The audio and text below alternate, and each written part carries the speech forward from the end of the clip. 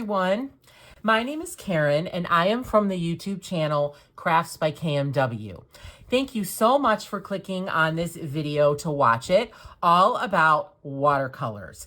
I was so excited when I was asked to do this instructional video, and I planned for it for a long time. So I really hope that you enjoy it and that you get something out of it, and that maybe if you have been a little hesitant to use watercolors in your coloring books, that you will take the plunge and try them after watching this video. So sit back, relax, get your favorite summer food and beverage, or if you're now into fall and you're into the pumpkin stuff, which is starting to appear, grab your favorite fall snack and drink, and let's learn about watercolors. So in this video, I am going to talk about watercolors and tell you the good things about them, and also give you some tips and tricks. I am going to show you my watercolor collection, although I don't know if it's a collection. I don't have that much, but I do have a bunch to show you. And I'm going to show you some of the coloring book pages that I've colored with watercolors and talk through how I achieved the effects and what I did. And then I'm going to use watercolors and show you some of the ways that I use them and some of the effects that I do with them. So first, we're going to start with sort of an overview of watercolors. So if you think back to your childhood, when you were in elementary school, probably kindergarten, first grade, I would say most of us were exposed to watercolors in some shape or form. So that really brings me a lot of nostalgia, because when I use my watercolors, I think back to me sitting in my first grade art room and trying to use them and trying to make them look good, and how different things are now, and how amazing and wonderful they are for coloring books. So before I start, I just want to say a few things. One, I am talking about watercolors in terms of using them in coloring books. So there may be some different techniques or different ways you can use them if you are making art with them, using them on watercolor paper, but I am talking just about coloring book application. And then second, I am not an artist. I want to put that out there right away. I am not an artist. I have always been artistic, but I am not trained in art. So I am, again, coming at you with this from a colorist point of view, and someone who is not specifically trained in watercolors, but someone who loves to use them and have found a lot of ways to use them in my coloring books. So I am going to start with talking about some pros and cons of watercolors and using watercolors in our coloring books. So I have a little graphic here that I made. I thought it would be nice for you to actually look at something rather than to continue to stare at my Halloween tablecloth or my hands or whatever. So I'm going to start with the pros of watercolors. And I hope I got everything. There may be some that I've forgotten that I might mention later in the video. It seems that when you're trying to make a list, sometimes you forget some of the important details that you'd want to put on the list. So I think this is a pretty exhaustive list, but there may be some others that I will think of later. So first of all, they are very versatile. So you can use them in lots of different ways. You can use them very thick and very opaque. You can make them look very dreamy and water-like, and very muted, and they're just really easy to use. You can mix and blend different colors. You can use them with different paint brushes. You can even use them with different tools. I've seen people use them with like ink daubers or sponges. So they're very, very versatile, and they work in coloring books very, very well. So next is there are lots of types and brands. So you can find watercolors pretty much everywhere. You could walk into Dollar Tree today and buy a palette of watercolors for $1.25 or $1.50. Their prices are going up. You could order them from Blick.com. You can get them from Michaels and art stores. Faber-Castell makes them. Statler makes them. Just generic companies make them. King Art makes them. So there's a wide availability of different brands. There's also different types. So there are the pan watercolors that come in the palette with little pans. There are little like pots of watercolors. They come in tubes as well. There's watercolor pencils. There's watercolor pens and markers. So they come in lots of different forms. So you can choose what might work for you or find what might work for you best. Next, they blend really well. So you can blend colors, you can blend and make different colors. You can get blendable effects on your page. So you can even see here from my title, this was made with watercolor pencils. So I took yellow, a light orange, a dark orange, and a red, and I just colored them. And then when I blended them out with the water, they kind of blended together and made a really pretty gradient effect. So they work really well blending. They also layer well. So if you want a nice opacity, you want it to be very dark, like if you're doing a night sky or something like that, you can add more layers. You just want to let it dry in between, but you can add as much as you want, as much as your paper will accept. And we'll get more into paper and watercolors as we go forward in the video. So next, there are different finishes. So what I mean by that is there are matte watercolors that have a very flat finish, much like markers do. There's metallics, there's pearlescent, there's iridescent. So you can get lots of different finishes depending on what you want. Sometimes if I'm doing a night sky, I might do the background or the black of the night sky in a matte watercolor. And then if I'm doing stars or I'm trying to make like a galaxy effect or a cloud effect, I might use iridescent or a metallic to give it a little sparkle. So it's really nice to have different sheens and different finishes of watercolors. Next, they can be inexpensive. So as I said before, you could walk into Dollar Tree or Dollar General and for less than $5 get one or more sets of watercolors. And there's always sales, just like with any coloring or art supply. And so they're pretty widely accessible for us, no matter what your budget is. They can last a long time. Now, not all will last a long time. It depends on how much you're getting in each little pan, and I'll discuss that more later. But they can last a long time, and so you don't have to replace them, and you'll be able to use them on many, many pages. They dry quickly, so that's a really nice feature because for me, when I'm working and I'm using them, I want them to get going and dry so I can continue and do whatever's next. And luckily, the drying time is not that long. The only thing that would affect that is if you use a lot of water. And I always say less is more. You can always add a little bit more water. You can always dilute the color if it's too dark or opaque.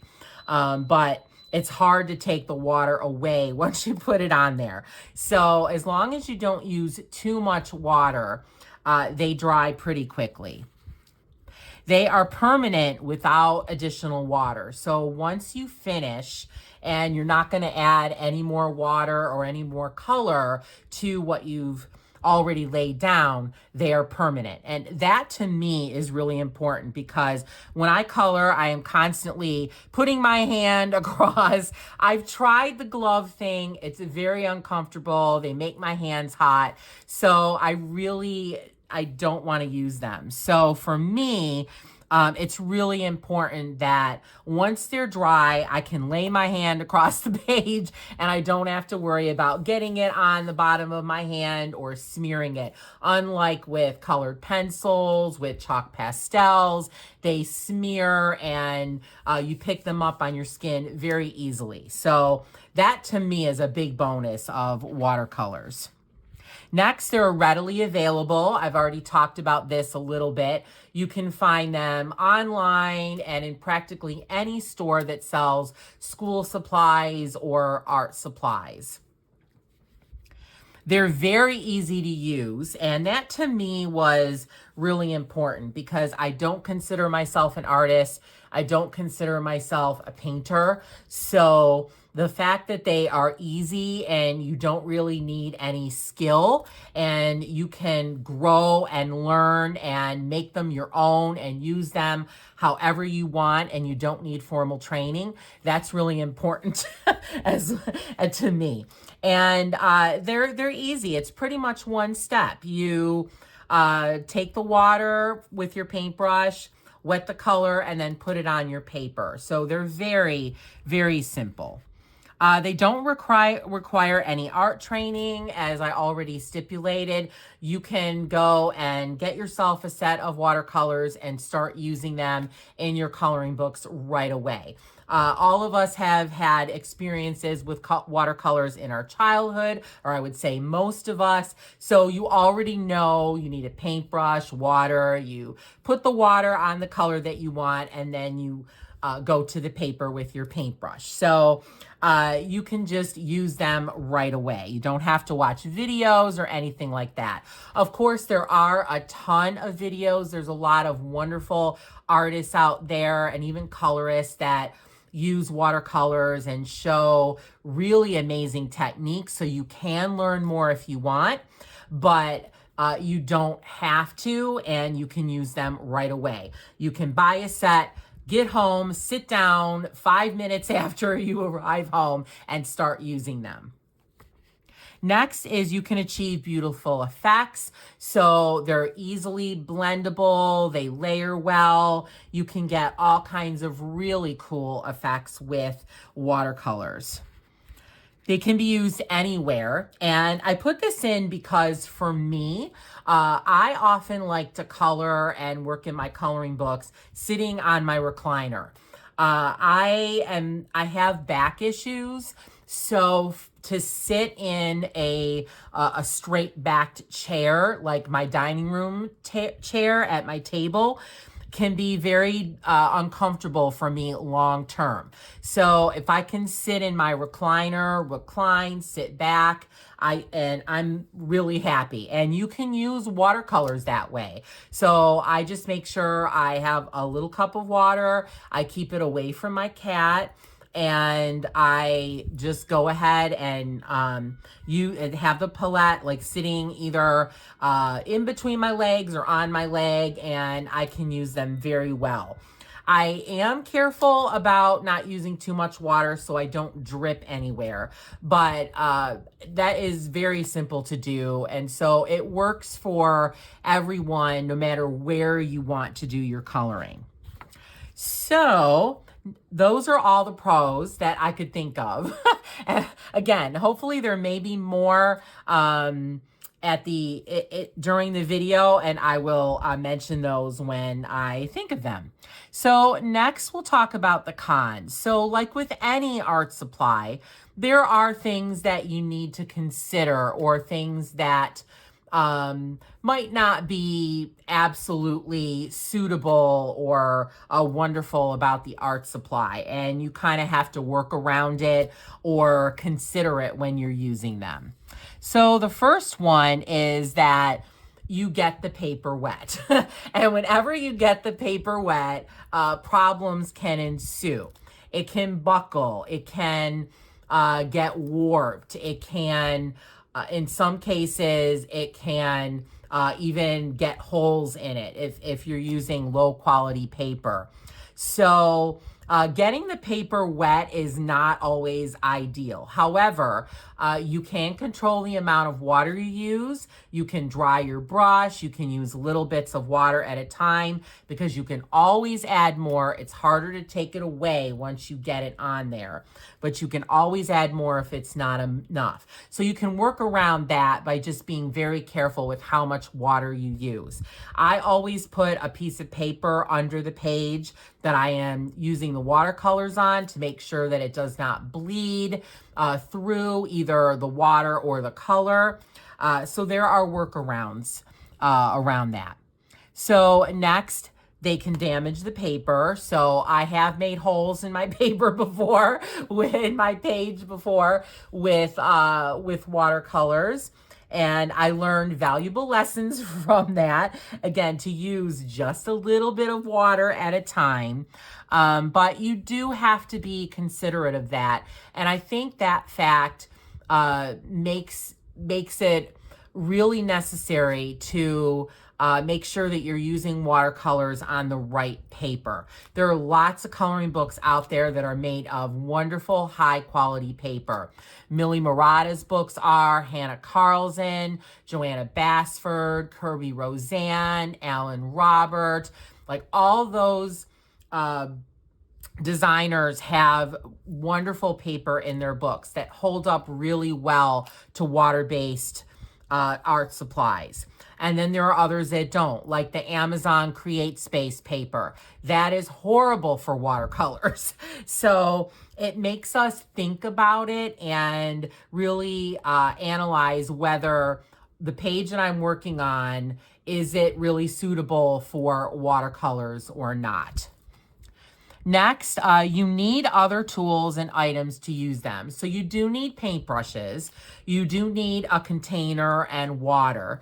I just use a simple paper cup, very easy. I have not invested in a fancy paint cup or anything like that. You don't need to.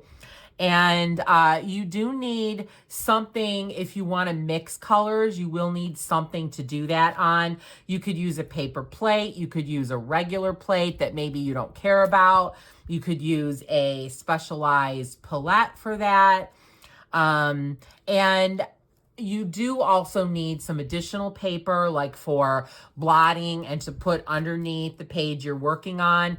And you might need to have paper towels around in case you spill the water or use too much of the watercolor on a page or whatever. So there are some other materials that you do need. It's not like with colored pencils, you don't need anything else really to use them. You can just open the package and go. Then, as I said before, they aren't great for all types of paper. You do have to think about it, and I would always test.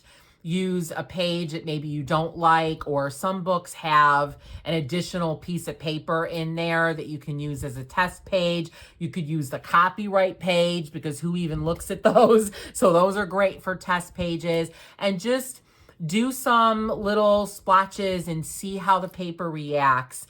And then you can decide whether you want to use the watercolors on that paper or not. Watercolors cannot be erased. So once it's on there, it's on there. And usually it isn't a problem, because most times you can cover it up with another color or a darker color. There's been times where, oh, I don't like the shape of that, and so I go over it with another color and change it.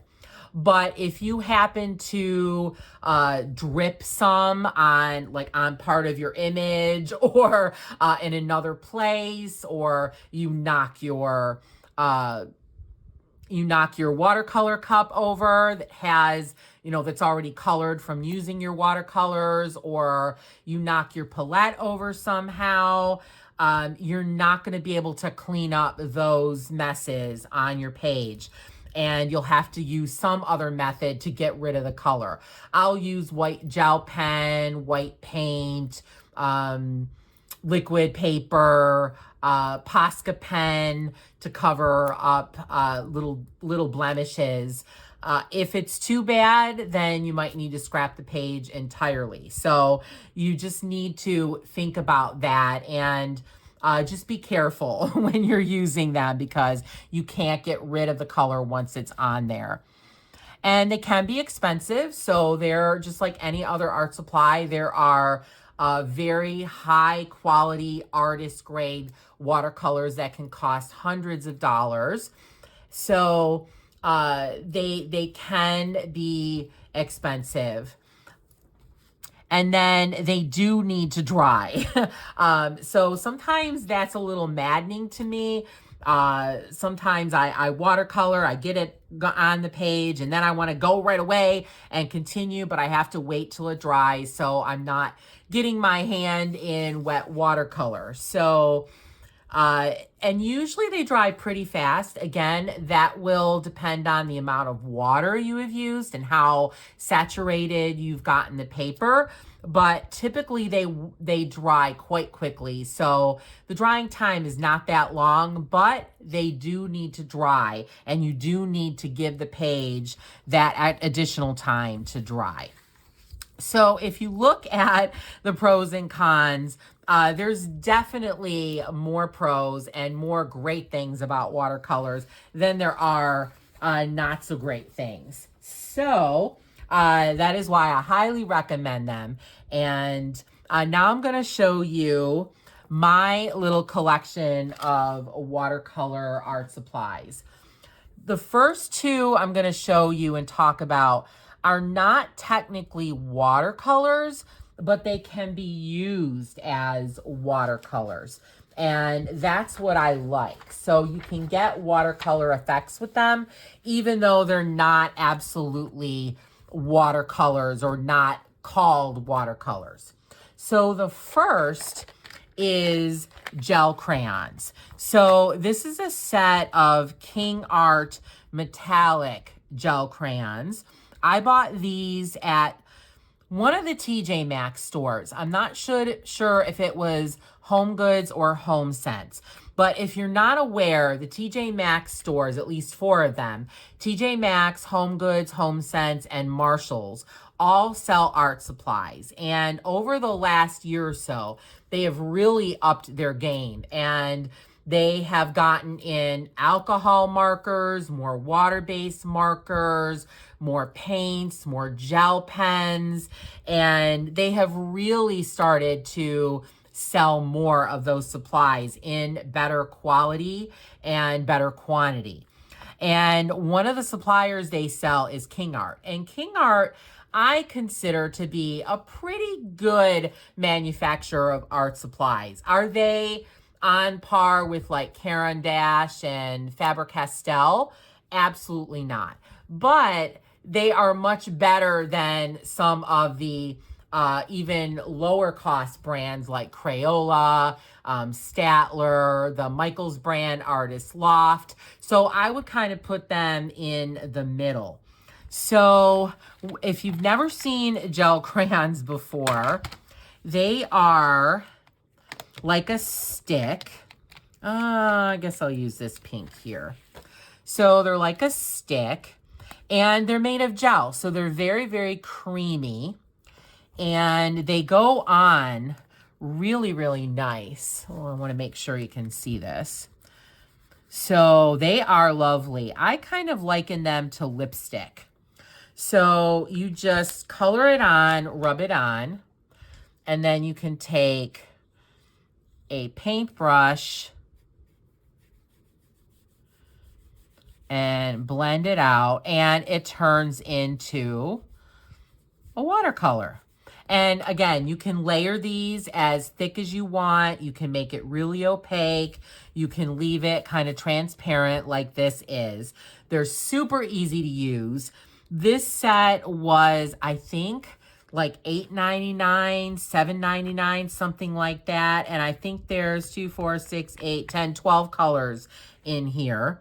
So they're really, really nice. This was the metallic set that I bought, but I believe that King Art has, I don't know, like 72 colors total of their gel crayons. You can buy the full set on Amazon, and I think it's about $50.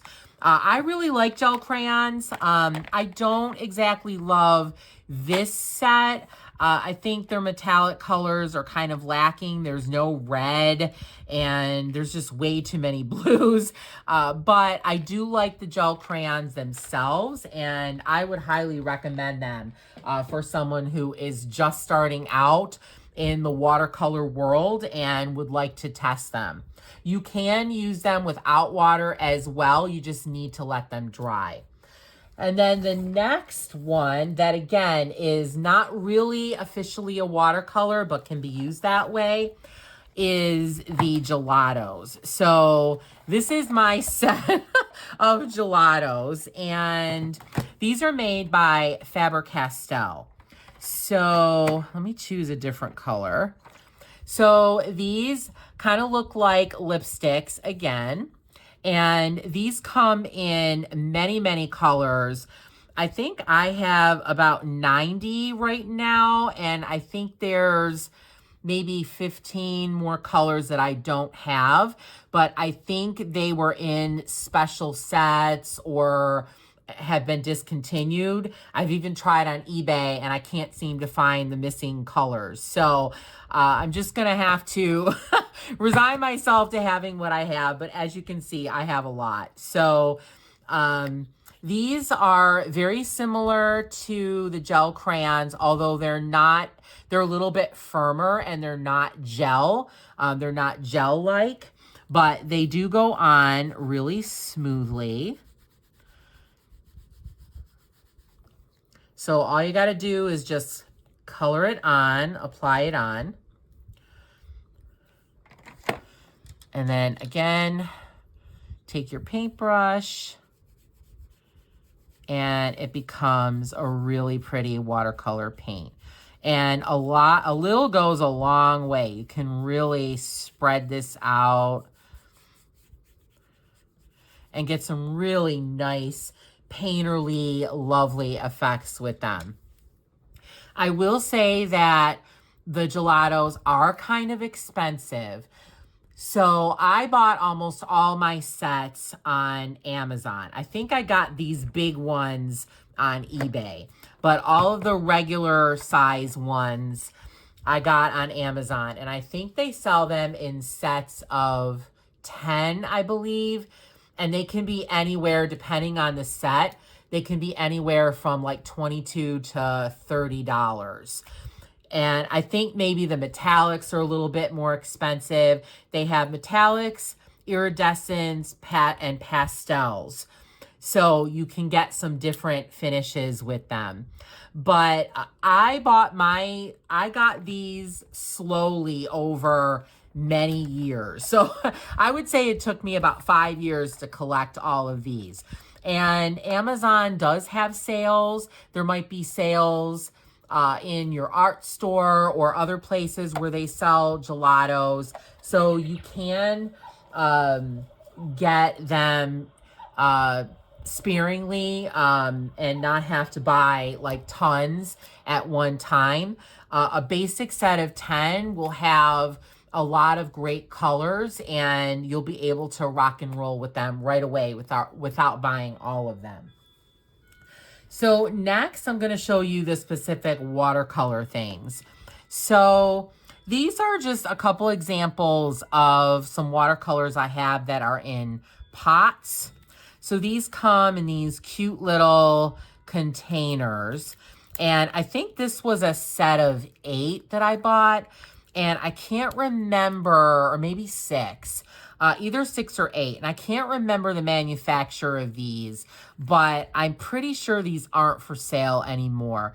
But they work just like any other watercolor. So you just dip your brush into the pot, and then you can color on there. So at first they're really light, but then as you apply more color, you can get darker effects. I do remember that these were kind of expensive. I think it was because the manufacturer of them was just a higher end manufacturer, but I'm sure there's lots of different manufacturers that make watercolors like these. So if something like this interests you, where they're in cute, convenient little jars that are reusable once you use all the color, these are available. And then next there are, I have watercolor pencils. So these I bought at Michael's, and these are Staedtler colored pencils. And I will say that I am not in love with these. From my experience, I would say that if you want to use watercolor pencils, it's better to go on the higher end and spend a little bit more money to get quality. There are lots of different watercolor pencils. Faber-Castell and Caran d'Ache make some really wonderful ones, like the Aquarelle, and I don't know if Neocolors are the pencils or the crayons, but there are some really great brands of watercolor pencils, and I think they'd be better than these. When I was at Michael's that day when I purchased these, they had 3 basic sets. So they had a Artist Loft, which is Michael's brand, and I don't know. I don't like the Artist Loft brand. I think they are not very good. They're not very good quality. They don't have good color saturation or pigmentation. So I tend to stay away from those. And then they had a set of Faber-Castell that I think was like $50 for maybe 10 or 15 pencils. And for my first time trying them, I didn't want to spend that. So I got the Staedtler. And this is a set of 18, and I think I paid around $29 for these, which is a hefty price, absolutely. But it was better than getting some of the other sets they had. So these work just like a colored pencil. So you go ahead and color it on. Now, I'm just scribbling. It depends on what you're using it for. You would do it much neater than I'm doing. I have found using these that the more layers you put on, the better saturation you're going to get, and the easier it's going to be to spread them out. So especially with this brand, you do need to layer the pencil well. And then you can spread it out just like any other watercolor paint. And so you see how well this worked, having a lot of layers on that. So if I just do one layer, so let me show you with like a blue. Okay. It's kind of 2, but it doesn't really work that well. So you do need to layer them, at least these, this brand, and in order to get them to work the way you would like them to. I've only used them on, I think, 1 page so far.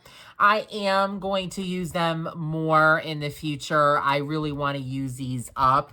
I don't want to waste them because I did pay a decent amount of money for them, but they're not my favorite thing. And I think it's because of the brand, not because of the actual tool itself. I do think that I would probably like a higher quality brand much better. So next I have 4 palettes of watercolors. So this one is the first one that I ever bought. Let's see if I can get this off. Oh, it would help if I tried to open it from the right direction. Okay. So these I bought at one of the TJ Maxx stores. And as you can see, I have really used them. So they also fell on the floor. And so all of the little pans of color fell out all over the place. And so it's kind of made a mess. These were, I think, $6 or $7. And they are not the best quality. I will put that out there. However, they work really well for my purposes. And as you can see, I've really used them. So these, just like any other pan watercolors, you just dip your pencil in, or your paintbrush into the water, and then start painting on your paper. You can layer and get it really dark the more you go back in there and the less water you have. I think these were just fine for me. The only issues are with this brand, and I do not know the manufacturer of these. There was not a lot of paint in these little pans. I used up the colors quite quickly, and that is a negative, definitely.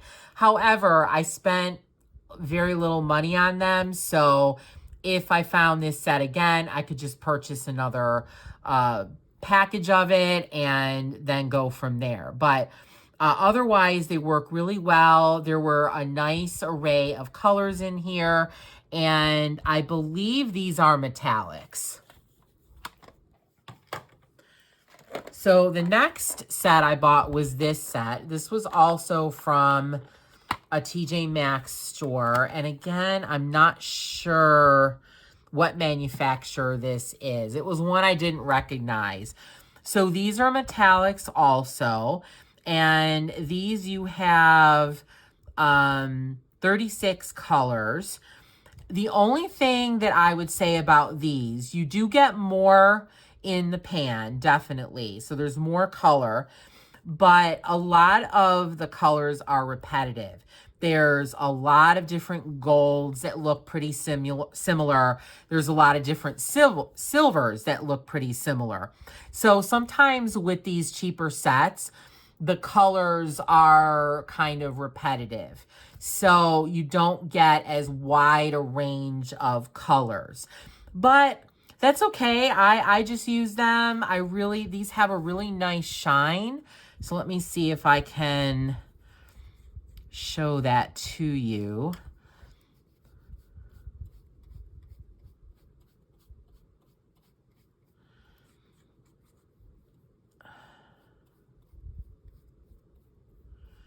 It might take a minute to let this dry, so then hopefully I can show you the sheen that it has. But they do have a really nice sheen. I did a full video on these watercolors on my channel, Crafts by KMW. So if you would like to check that out, you can. And that is Crafts with a K. So KRAFTSBYKMW. So you can see me using these a little bit more in depth. So let's see if you can see the shine. And you can also see the sheen and the shine, hopefully, on the orange, because that was also a metallic set. So the next set is this one. So this is another metallic set. It's not the same set as this one. It has different colors in it. And again, it's metallic.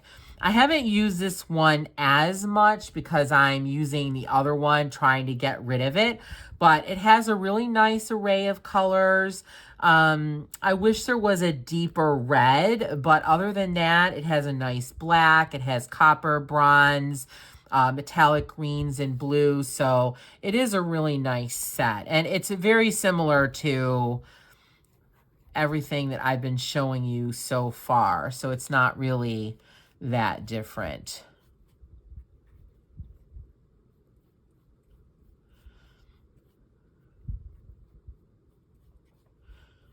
And this will have a nice metallic sheen as well. And another pro that I just thought of with watercolors is that you don't really get brush strokes. So as you can see in all of my little swatches, you don't see any brush strokes. They dry really nicely and smooth. So I think they're much nicer than using like water-based markers or even alcohol markers. Sometimes they can leave streaks as well. So that's another plus of watercolors that I forgot about. And then this is my last set. This is the most recent set. These I got off of Amazon, and I don't know the manufacturer. It was some Chinese or Japanese company that I can't even pronounce the name of and that I didn't recognize. These are matte watercolors. So these do not have any shine or iridescence or glitter or anything. They are matte, just like markers are. So they have no sheen to them at all. And again, this is a set of 36. I paid $8.99 for these plus the tax. And I really, really like these. You get quite a bit. I've used these quite a bit, and it really doesn't seem like I am really dipping them much at all. Like, you can't really tell that I've used them a lot. They're very long lasting. I think there's a good amount in each little pan. So let me see. Let me do this color.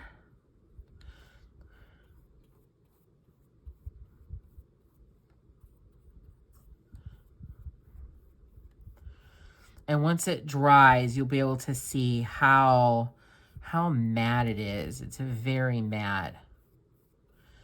And I really like that. Sometimes you don't want any sheen or anything on your page or wherever you're coloring. You just want it to be flat and matte, and these watercolors are really nice for that. These actually stated that they were matte. So I'm not sure that if you just bought a regular set of watercolors, if they would be the same, but these actually stated matte watercolors on there. So it's pretty dry now, so you can see, and you should be able to tell the difference between the blue and the reddish pink here, how this one's flat and this one has the sparkle and sheen.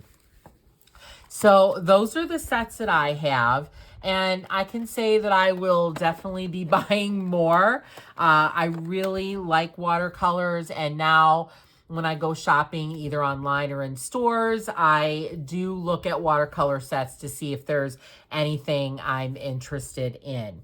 And I would highly recommend any of these sets, like these four, to anyone who is just starting out. They're not that expensive. They work really well.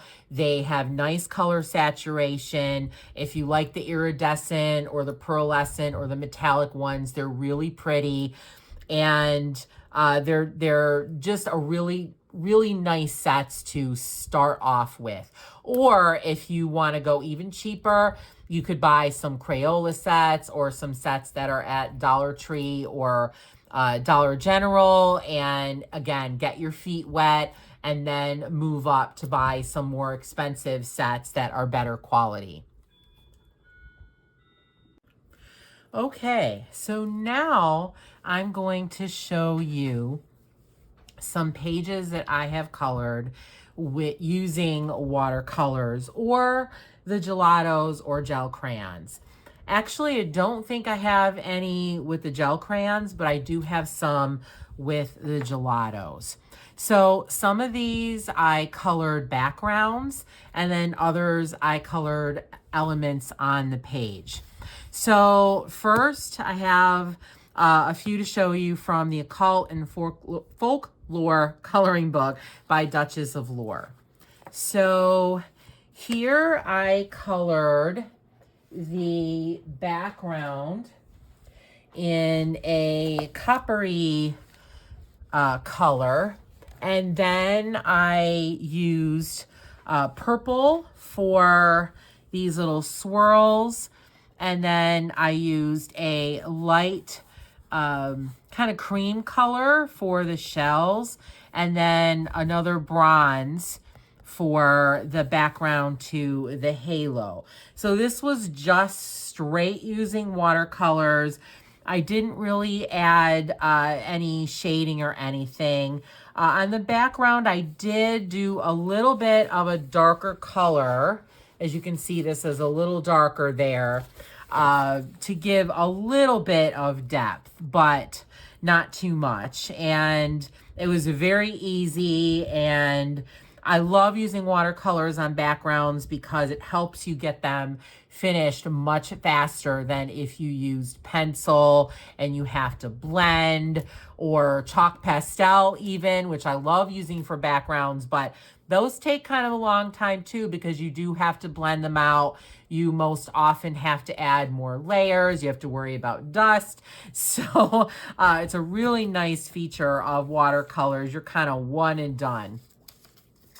And then next I used watercolor on this one on the background, just using a red, just painted it out. Very, very simple. This is a metallic. And then I used watercolors to color the little leaves on here, and then the halos behind their heads. So this is metallic as well. And then I used metallic gold on this Irish symbol as well.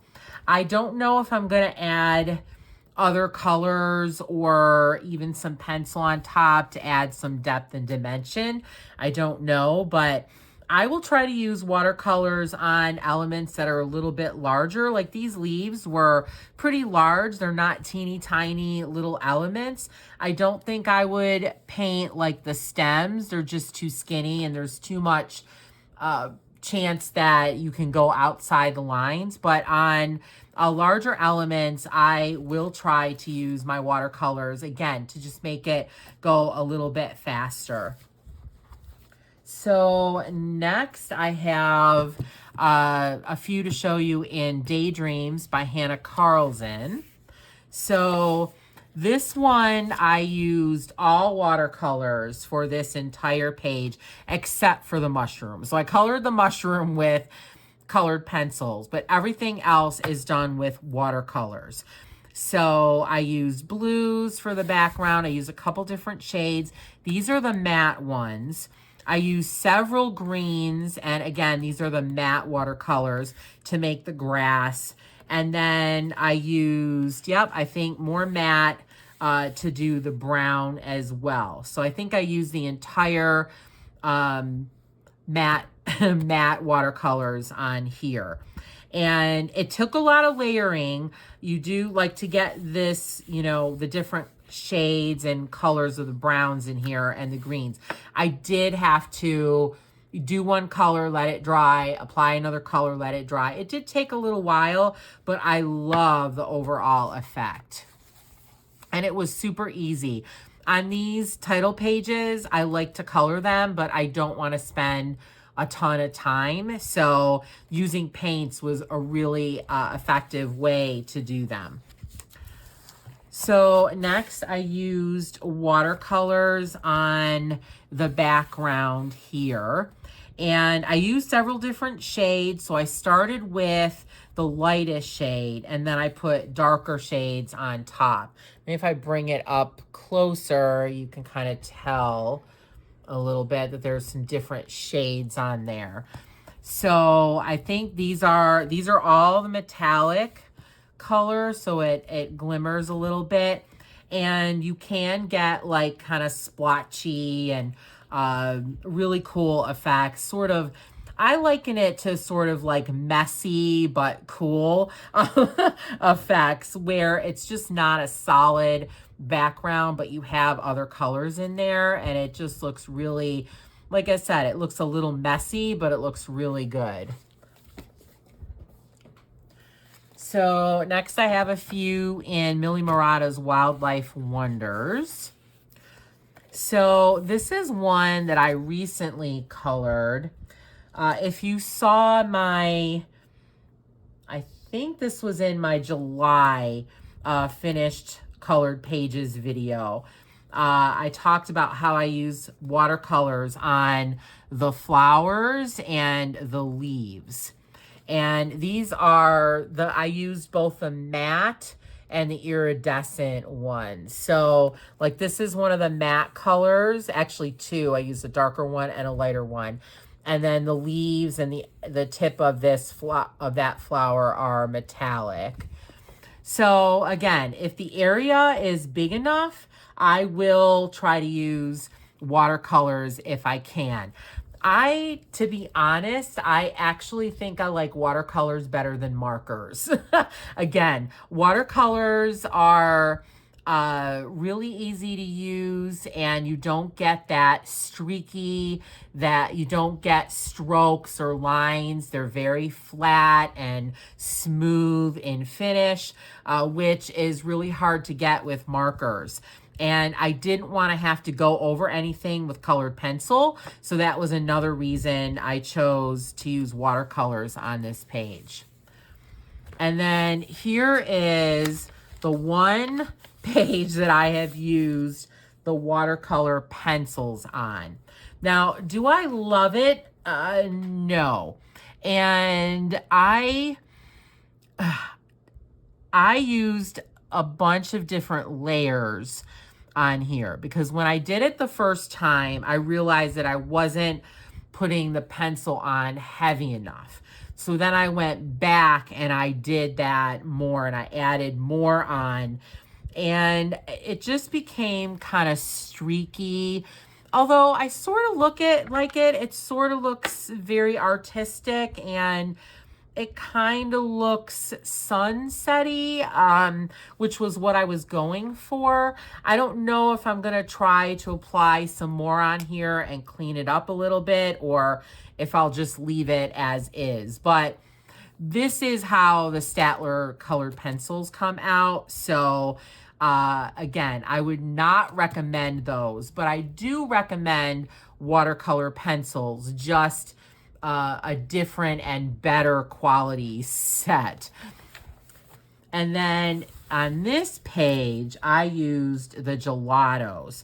So I actually have a full color along video of doing this page on my channel, Crafts by KMW, Crafts with a K. And so if you'd like to check that out, you can see how I did the background. But basically, I must have used 8 to 10 different colors on here, and I just splotched them on, and I got all the colors on, and then I used the water, and I just went through and blended it out.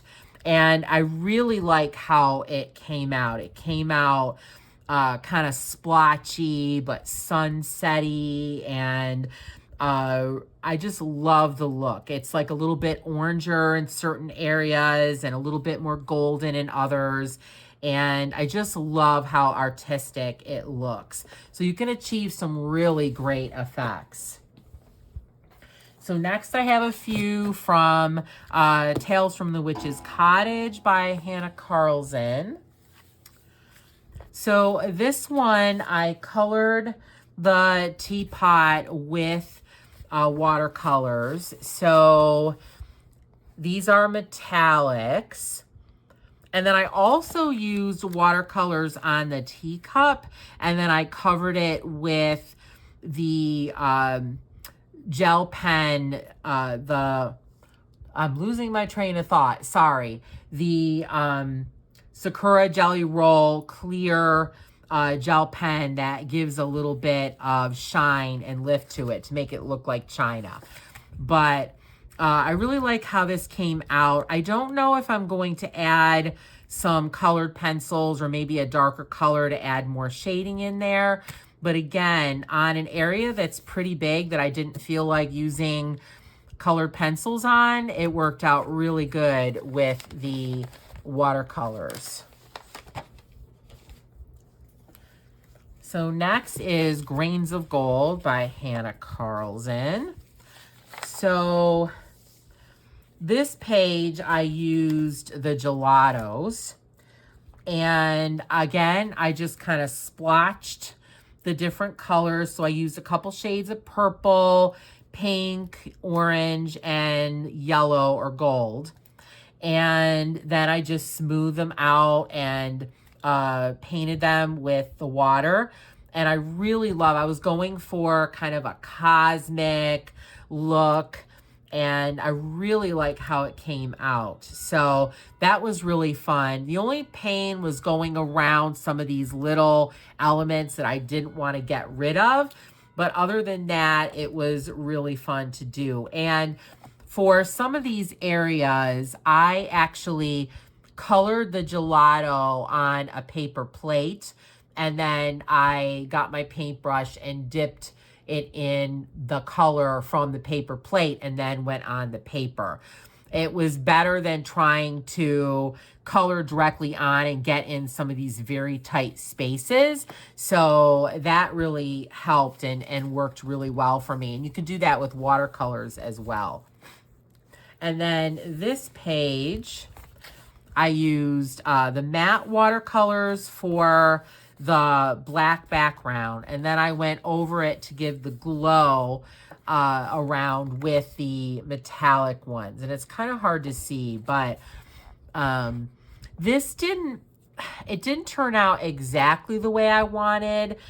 You can see some finite edges, but I do like the glow the watercolors gives the bug, and I like the matteness of the background. So, and again, it's very flat, it's smooth, and I don't think I would have been able to achieve that with markers. So next is Tales from Atlantis. I have a lot to show you in here. I think that water pages really lend themselves well to using watercolors. So on this page, I used the watercolors on the background. I used a lighter pink and then an almost creamy color on here as well on some of the edges. And this here is done with colored pencil because I needed a little bit of a darker color. And then I used the watercolors around the edges. And then on this one, this is watercolor. So again, I used colored pencil around the edges so I could get into the small areas. And then I started using the watercolor on the outside edges. I personally do not like trying to use a paintbrush in these small, tiny little areas. So I will often use colored pencil or marker instead, and then I'll use the watercolor when it gets out to the more open areas. And I used about 3 different shades of blue on here and just kind of smattered them on. The lightest one went on last, and I really like how it turned out. I think it really gives a nice watery effect. So next I used watercolors on this background, and it was a pain. I didn't like having to go around all the bubbles and all the details, but because I wanted a certain effect and I didn't think I could get it with any other medium, I thought watercolors were the best. So I just used different blues in kind of diagonal stripes, and I got this nice water tone effect.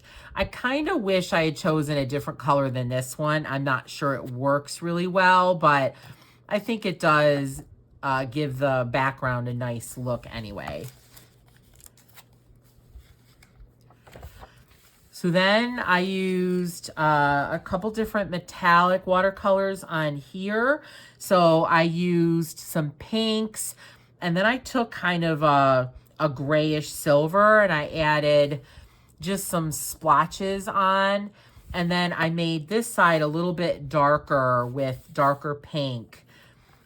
Just for, I don't know, just for a little bit of effect. And then I also used watercolors on top of what I colored, the little jellyfish. I wanted to give a look of water inside this jar. So I used a blue and then I went over it with a metallic white, just to give it a little bit of waviness. So this one I also did with watercolors. So I used some blues and greens. I just layered them on. And I did the blues first and then I put the greens on top because I felt like the greens were a little bit lighter. So I thought that was kind of cool. I like the watery effect it gives. As you can see, I wasn't really good with staying outside the lines on here, so I'll just color over those. I might need to make them a little bit darker to cover up the blue, but that's okay. This is one of my favorites. So this, I use the matte watercolors, and I really wanted to get a nice gradient going from really dark pink, almost like a maroonish, going to a lighter pink. And the colors were pretty easy to blend. I think I did a good job of blending. So like here's one, here's the next lightest, here's the next lightest. You could see a little bit more of the division between these two colors here, but I may try to touch that up again, but I was fussing with it too much and I didn't want to ruin the paper. So I really love how this came out. And again, it was, even though it was a little tedious, there were things to get around with the paint. It still went much faster than if I had used pencil or chalk pastels or anything else. And then on here, I also used watercolors. So I just used different blues. I used darker blues around the edges. And then as I came in, it kept getting lighter and lighter. And then the lightest blue is around and between them. And then I actually added a little bit of sparkle pen, a Spectrum Noir sparkle pen, to give some glitter on there. And then on this one, so I used white to make a moon, and it's really hard to see. I don't know if you can see, but there is a moon here with white iridescent watercolor paint. And then everything else I colored with watercolors. Again, I thought some of these spaces were pretty large. I don't know if I'm gonna leave them how they are or if I'll add some additional colors or maybe a little colored pencil to add dimension. I'm not sure, but I do like coloring other elements with the watercolors as well as backgrounds. And then I have a few to show you from Worlds Within Worlds by Kirby Rosannes. So on these sort of beginning pages, so here's the illustrated by, and then this book belongs to page. I did watercolors in the middle. So I used blue around the outside, and then I did a white, and then I added a little bit green on top because I felt like it was too stark white. So I really like how that came out. And then I did the same sort of effect on these two pages. I just, because there was more open space, I did blue, and then I just layered some white on top. Again, to give it a little more dimension and look a little bit more like water. So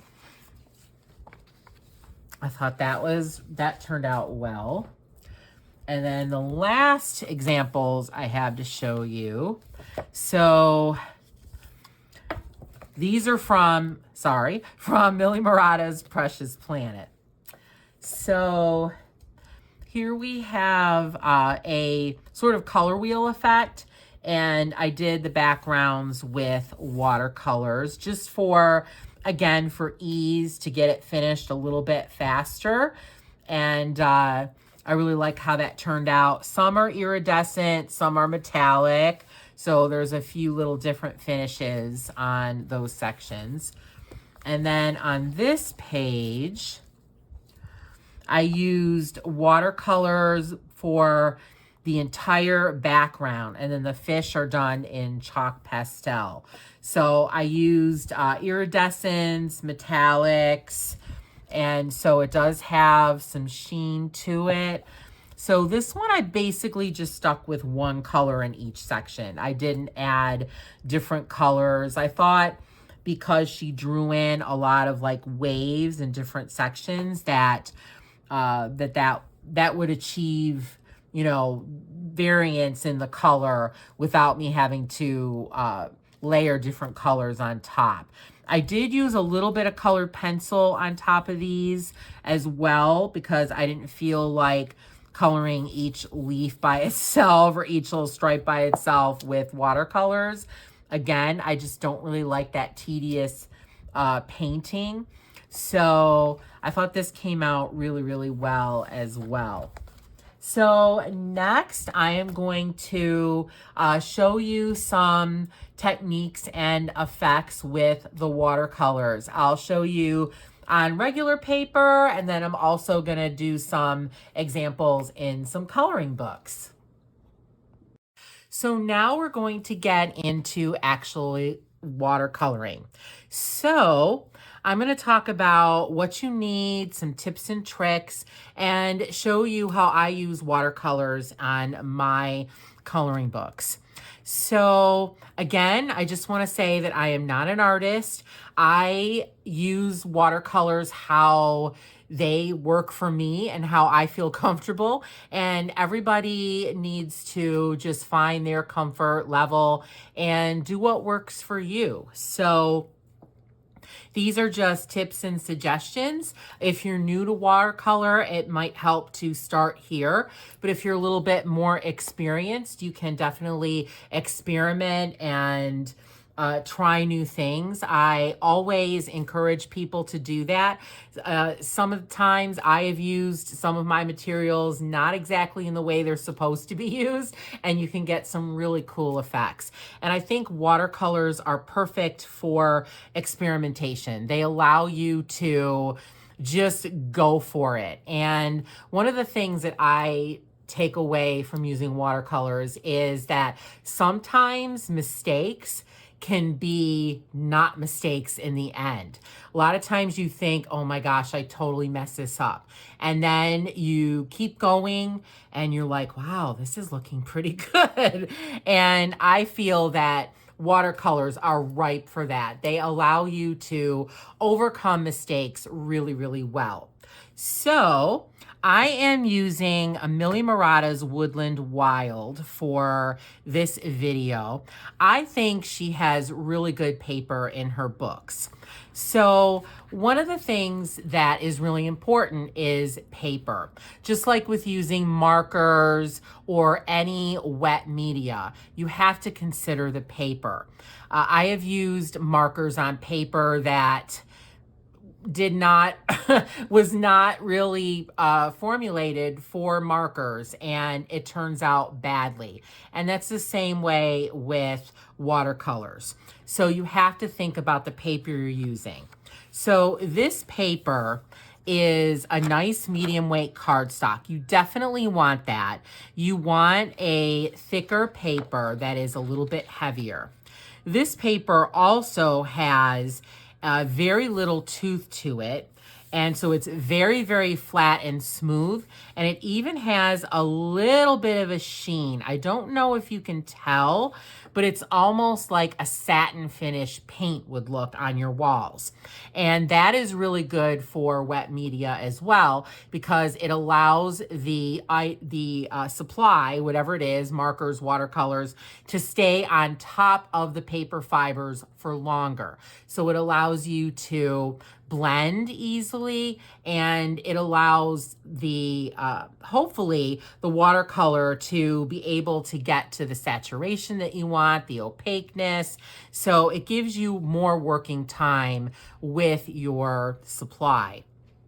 And this paper, the thickness, really allows it to not buckle and not get all wrinkly and warped because of the water. The second consideration is how much water you use. I always say less is more, because you can always add more. You can always add it. It's really hard to take it away if you do add too much. One thing you can do is blot it. So I always keep some tissues or paper towel or wet wipes near me. So if I do get some too much water on the paper, I can blot it and dry that up. And you want to take care of that as quickly as possible so it doesn't destroy your paper. And then you really need to think about the brushes that you use. I always advocate for getting the best brushes that you can afford. I am not rich by any means, and I try to buy the best quality for the least price. So I will buy mid-price paintbrushes, and I have had good results with all of them. So these are some of my favorites, and I don't know if they don't have anything printed on them, and I don't remember the company name, but I bought them in an art supply store, and they came in a package of like 8 for like $10. And so you want to look for real hair paintbrushes. That's what I always look for. For watercolor, most people say that you should use round brushes or flat brushes.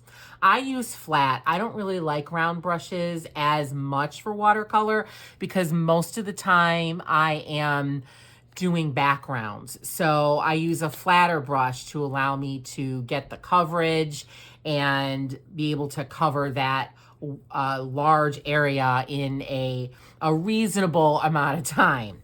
So I love this bigger flat brush. I love this one. And then I have some smaller ones as well.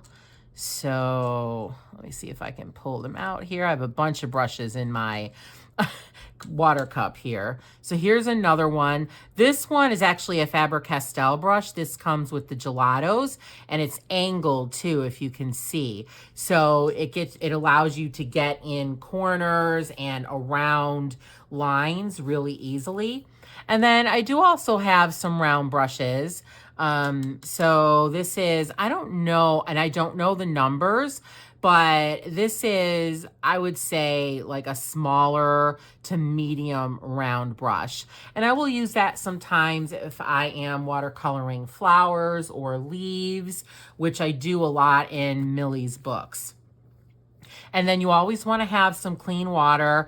I just have a plastic cup, just a plastic drinking cup. And if you would like, you could have another cup of water that allows you to use it to blend to make the watercolor be a little bit more watery on the paper. I usually don't do that. I take my brush, I put it in my the watercolor pan, and I go right on the paper. I never usually wet the paper or add any water onto the paper, and that is a matter of preference. Some people do. You can use the wet on wet technique, where you wet like a wet wipe or a paper towel very, very lightly, and then you just pat it on your paper and then add your watercolor on it. It helps to get a more spreading effect, so it helps the watercolor to spread, and you can get some really neat effects from that. But I don't tend to use that in my coloring books, again, because I don't want to get the paper too wet.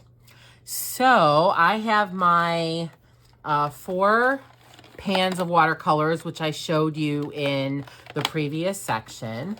So I just got everything because I wasn't sure what I was going to do, what effect I was going to be going with. So obviously you need your paints, you need your paint brushes, you need water, you need your coloring book.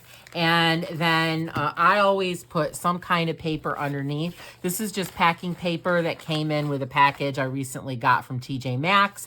So I will put this underneath the page to prevent the water from seeping through or the color from seeping through to the next page.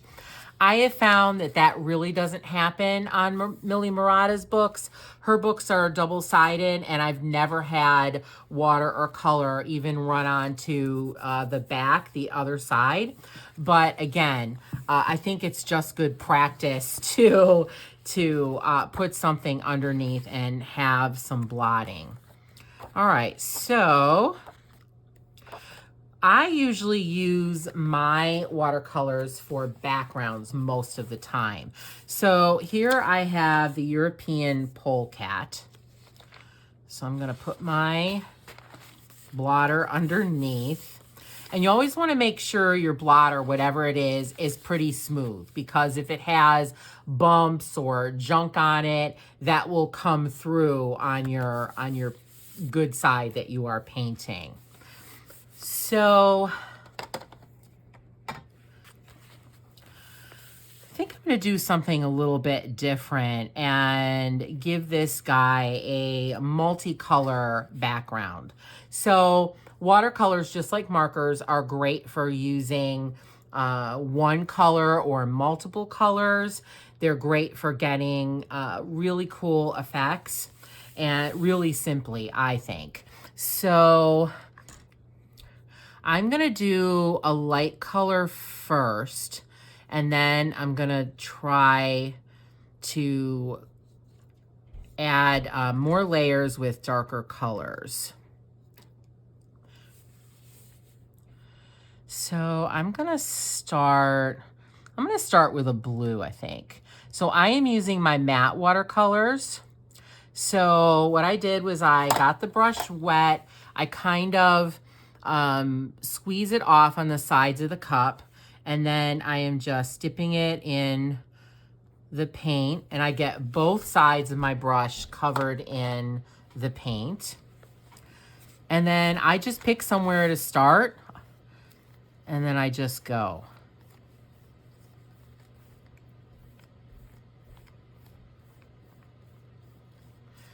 And then when you can't add anymore, I start over. I dip it back in my water, I put it back in the pan, and then I continue.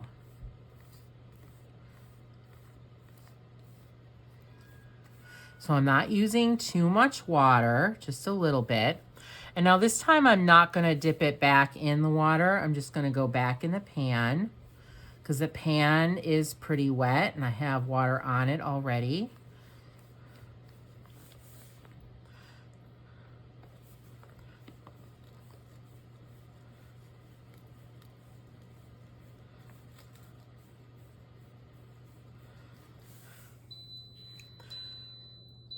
Now I'm gonna dip again.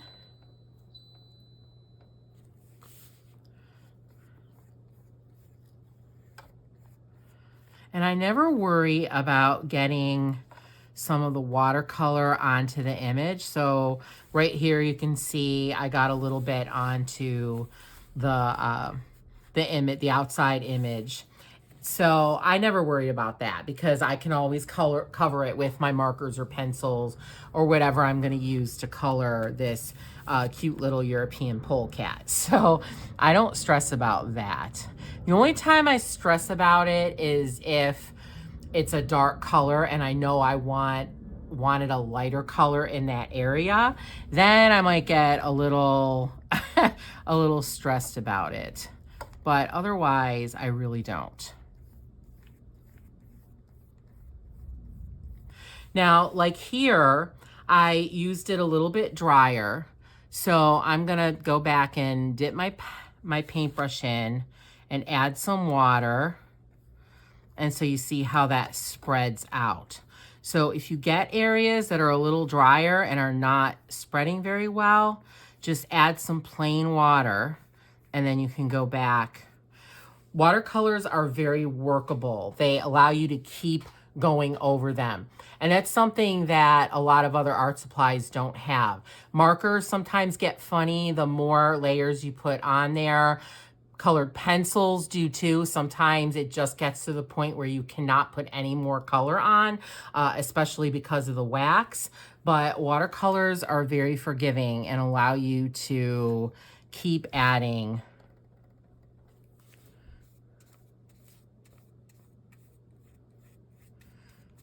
And keep going.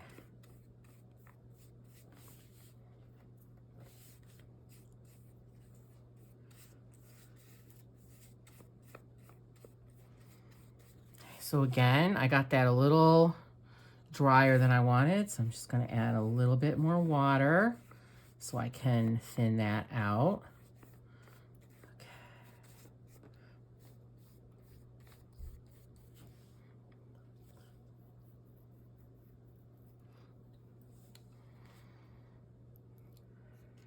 So I am going to work on the bottom now and just do a little bit more color as this dries so then I can add on my next color because I want that to dry so I can show you. So a lot of times I just leave it as it is. I use just one color and I just leave it at that. And you can keep layering. You can keep adding layers to make the color look very, very saturated, very opaque, or you can leave it very light and sort of watery and dreamy, kind of how this looks now. All right, so that is pretty dry. So now I want to think about what colors I would like to add on top. So I think I'm going to do a little bit of purple and a little bit of green and maybe some pink. I'm not sure. So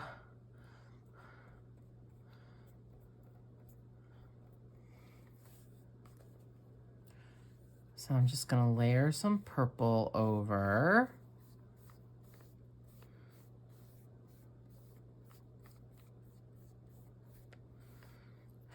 And now I'm just going to dip it in the water so there's no more color on it. And I'm just going to spread this out so it starts to incorporate into the blue.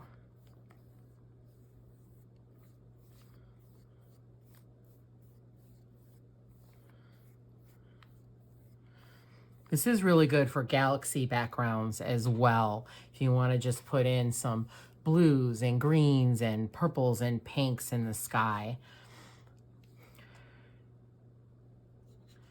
All right, so now I'm going to add a little bit of pink.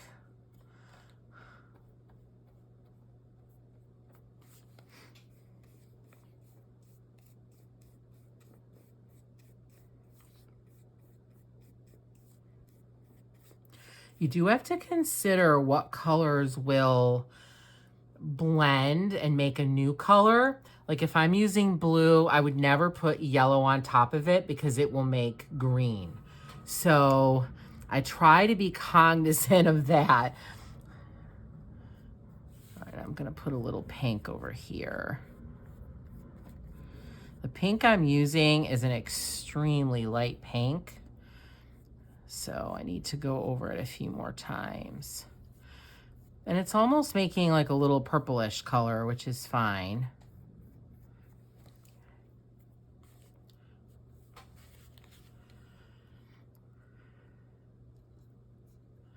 So I'm going to add some more blue in. I'm doing a darker blue this time.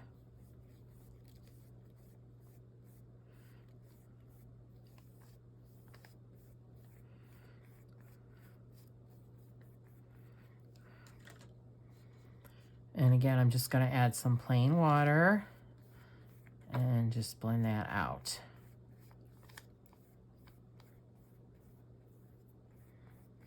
A lot of people like to use a palette. So they put the color in the palette first and then they go to their paper, and that is perfectly fine. That's just not how I do it. I just don't care to do it that way, but you definitely can.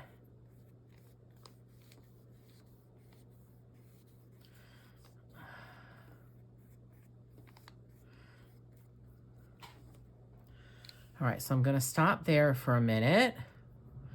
And I'm going to go back to doing my lighter blue that I was starting with at the beginning.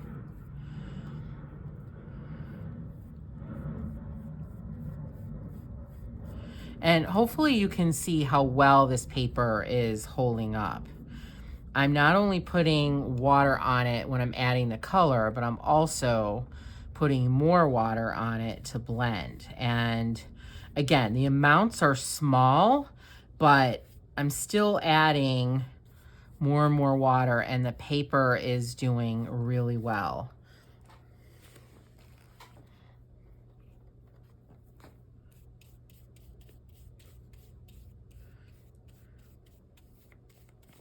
I was doing some research for this video, and one of the things I kept seeing over and over was the warning, or I guess admonishment, that you shouldn't try certain techniques until you feel comfortable.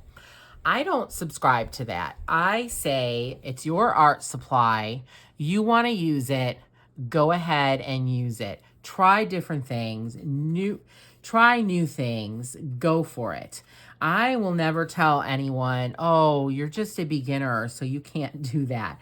Same with using watercolors. A lot of people think, I think a lot of artists think that you have to be experienced or have a level of comfort to use watercolors. Maybe on art, maybe if you're going to make a watercolor painting. But if you're using watercolors in your coloring book, I just don't, I don't subscribe to that. I say, if you want to use them, try it out, see what happens, experiment, get crafty, get creative, and go from there. And that's what I did. When I started with watercolors, I just bought some, and it was like, away we go. I just did it. I did not look at any instructional videos or anything like that. And I'm not saying that if you do, you're wrong. I'm just trying to say that, you know, these are art materials. They're meant to be used. They're meant to be used creatively and to make it fun. And I just think it's kind of a bummer when people tell you, or you even tell yourself, oh, I'm not experienced enough. I am just starting out. I shouldn't use that. I just don't subscribe to that. And so I just want you to know that if you have felt a little hesitant, just get yourself some watercolors and just start. That's the key, just starting. So now I've colored all my blue, and I'm going to add some pink to this.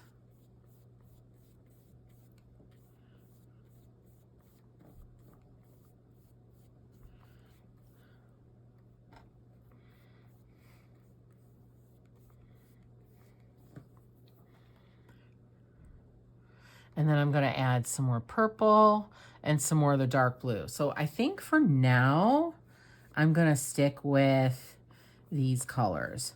And as you can see, I am not being very careful with how I add it. I'm just kind of putting it on a little splotchy, and then I play with it a little and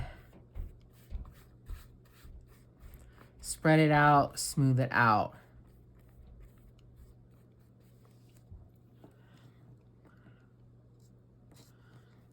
All right, I'm gonna do one more little area of purple.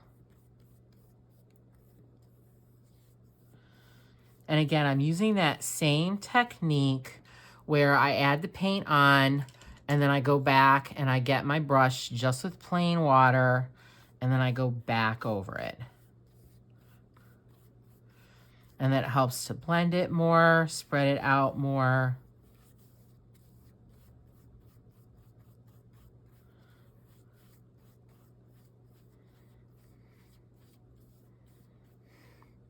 Sometimes I have to do it twice. Again, I'm just doing little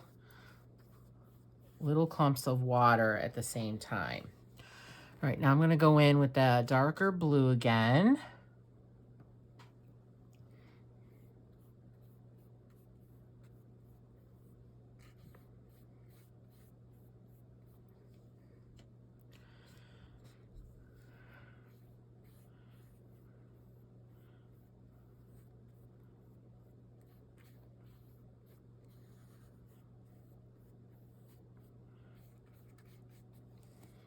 And I'm just gonna add a little pink to that as well, so it doesn't just look all blue. It kind of gives it a little purpley tone.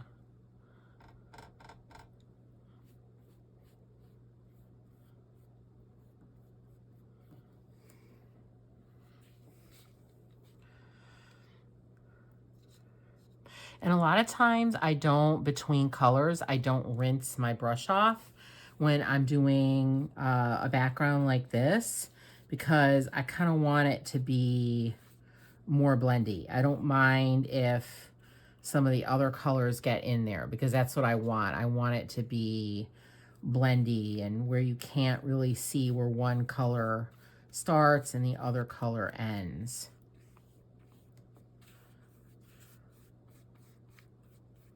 It's exactly the look I'm going for.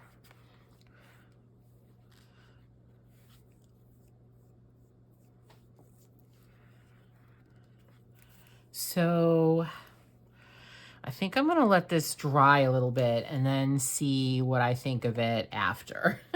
So I'm gonna go to another page. And just to show you the quality of the paper. So as you can see, there's wet, like you can see it bubbling and wrinkling a little bit, but there's absolutely no color that has come through. That's quality paper. Now, before I go on, I do want to mention that if you wanted to, you can take your image and use your phone or your computer, if you have a scanner, to scan an image into either your computer or your printer and print it off on watercolor paper. There's also a way that you can transfer the image from your page to watercolor paper. I have never done that. I just use the pages in my books as is, but I did want to let you know that that is a viable technique that you could do. And then you would be working on watercolor paper and you wouldn't have to worry about any bleeding or leaking through. And watercolor paper holds up really, really well to the water. So you get far less wrinkling and curling and bumping and all of that. So now I've turned to a new page. This is the Eurasian hoopoe. So it's kind of a cool bird. So I think I am going to do more of a, I guess you would call like a gradient. So I'm going to do a sunset gradient on here. So I'm going to start with the lighter colors on top going to the darker colors on the bottom. So I think watercolors are absolutely perfect for sunset gradient, you don't have to work as hard on blending, which is very welcome. All right, so I'm gonna start with purple.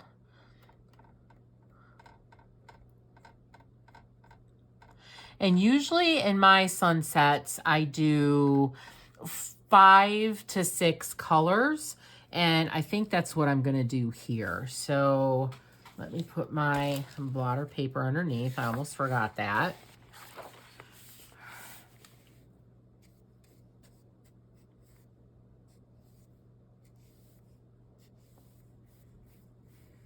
So I've come in much heavier with the color. I want it to be darker and richer on this.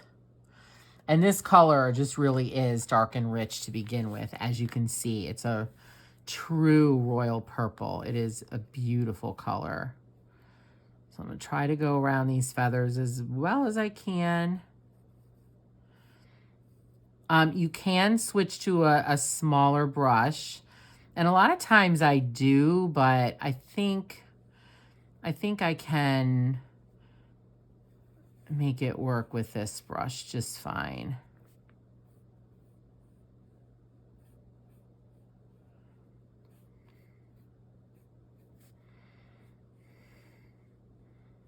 And I think the flat brushes work really well for this because you can lean on that edge, which is what I'm doing. And then get that color on there. All right, so I'm just gonna finish this band. And as you can see, it does not look perfect.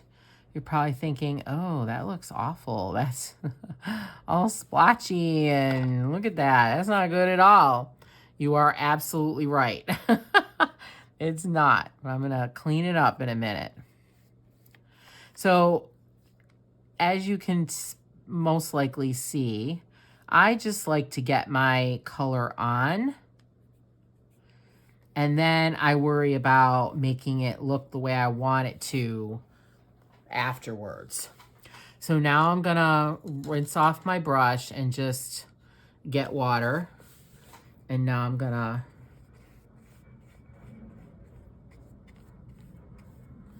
blend this out a bit. And I have not added more purple at all. This is just a wet brush. I personally like this technique the best. But again, it's whatever you feel is the best for you and that works for you and that you like. There's no right or wrong answer. There's no right or wrong way to do it.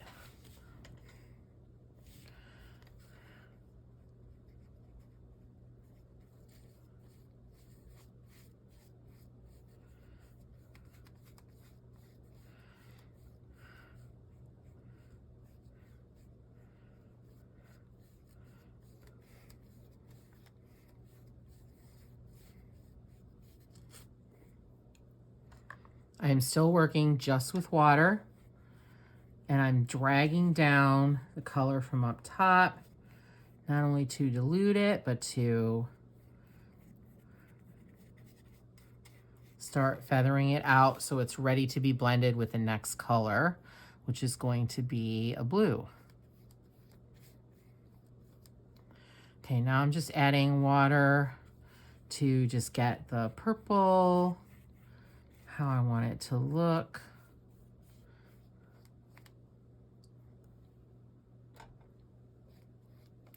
And I added just a little bit more color on this side because I didn't feel like I had enough. So I just added some more. Okay, so now I'm gonna start with my blue, and then I need to allow that purple to dry a little bit. So, all right, I'm just choosing the blue I want. And I don't know if I mentioned this, I'm using my matte watercolor paints. So I'm sorry if I did not mention that.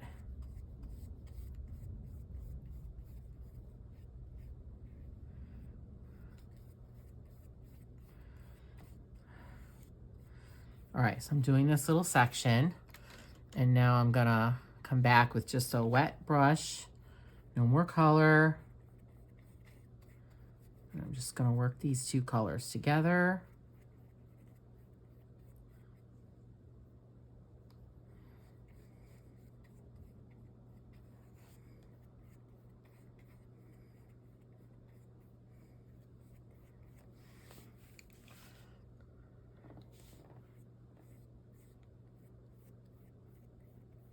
I just added a little bit more color. Okay.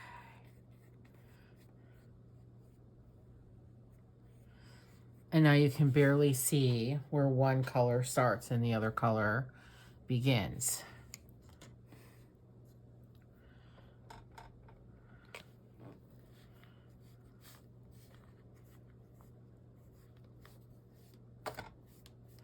And I'm painting with the blue over the purple somewhat. That helps you to be able to blend it.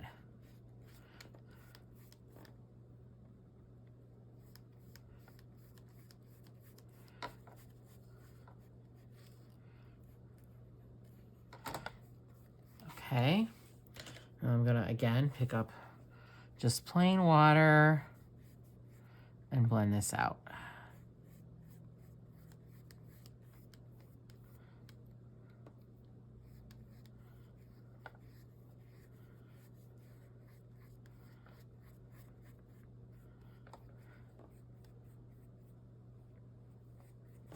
Okay, I think I'm pretty happy with that. And I'm leaving this line sort of uneven. You don't want it to be super stripy. So now I'm going to use a red.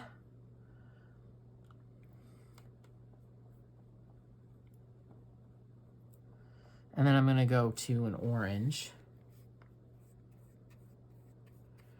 And again, I'm going over the previous color, so the blue with this color. So that way I can blend them a little bit better.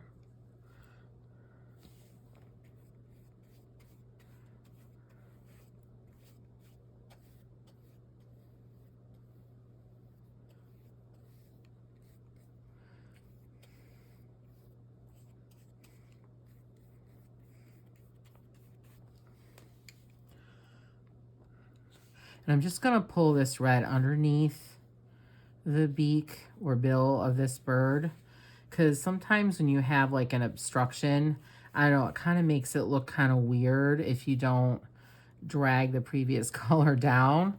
It looks kind of like, oh, there's like a line and one color starts where the beak begins and one color starts where the beak ends. It's like, it kind of looks a little awkward there. So now again, I'm using just my water.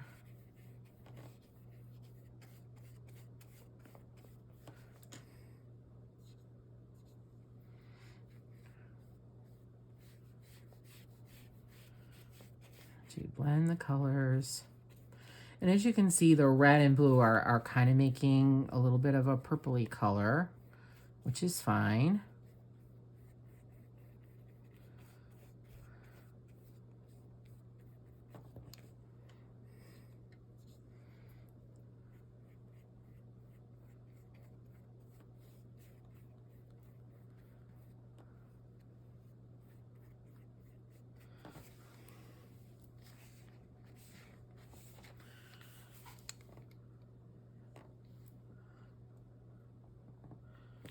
Now, there are lots of ways to do this. Again, I'm just demonstrating how I do it. I'm not saying that my way is right or the best. I'm just saying that this is how I do it, and this is one way that you can do it. Again, this is art. This is creativity. You need to find what works for you. You need to make the art supply work for you and look how you want it to look.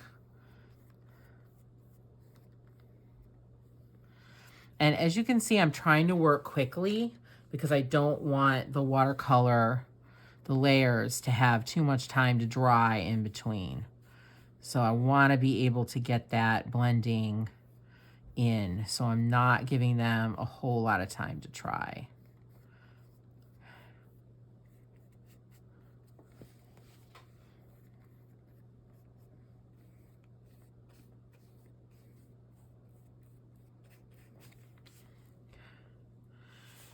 And in some areas where I feel like it just needs a little jazzing up, I'm just going to put some more red on there.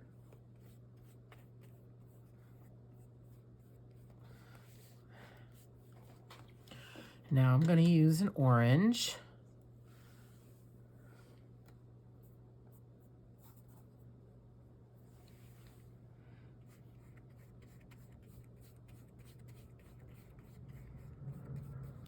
I just love this. It's so much fun. A lot of times I will get so into watercoloring and making backgrounds that that's all I'll do. Like I'll just pull a book out and I'll just go page to page doing watercolor backgrounds. And it helps you to get a whole lot of backgrounds done, which is really cool. And it just allows you to really get into it and just keep going and not have to stop.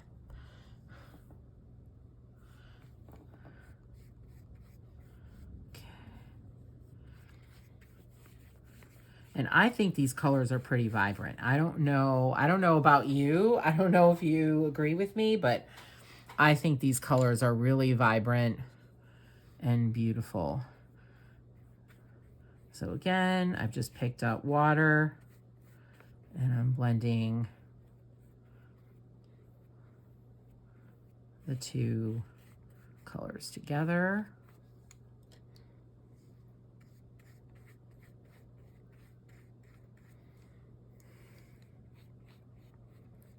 And then making sure the orange is the way I want it to look.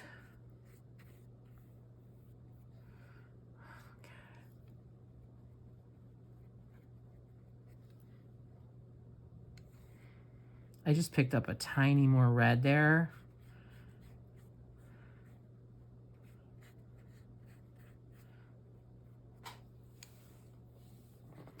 I'm going to add a little bit more red.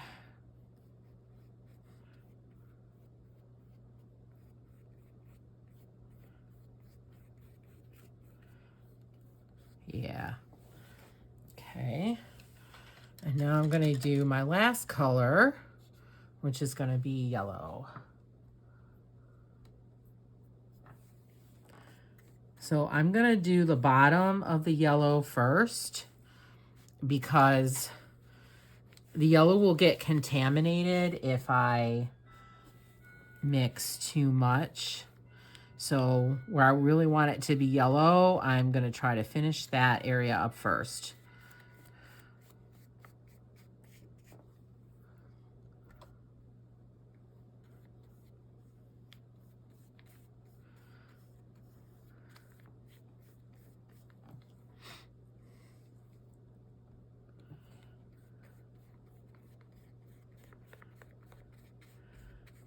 All right. And now I'm going to start working it into the orange.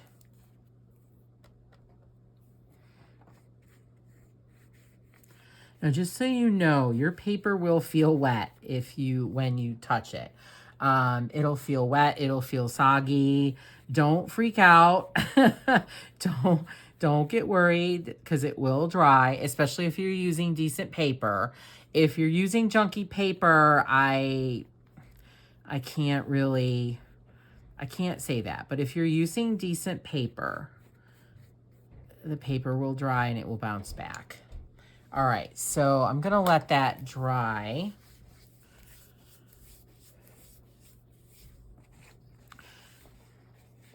And I may come in and add some more water in between some of the colors, especially the red and the blue. And I'm going to add a little bit more of a darker blue in here. So it doesn't look like it's going dark to light to dark, which I kind of feel that it is. So I'm gonna let this dry for a few minutes, and then I'm gonna come back and finish up this background. All right, so the page has had a chance to dry, and I'm sorry, I realized that the top of my page was a little out of view, so I apologize for that earlier, but hopefully I've corrected that. So I'm just gonna add a little bit more blue up at the top here to make it a little bit darker. And I'm using a pretty dry brush so I can control it better. So I'm not adding a lot of water here.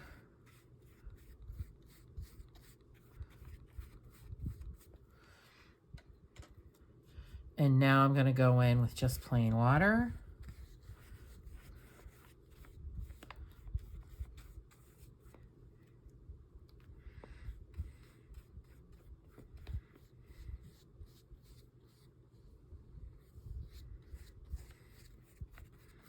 Yeah, I like that much better. Okay.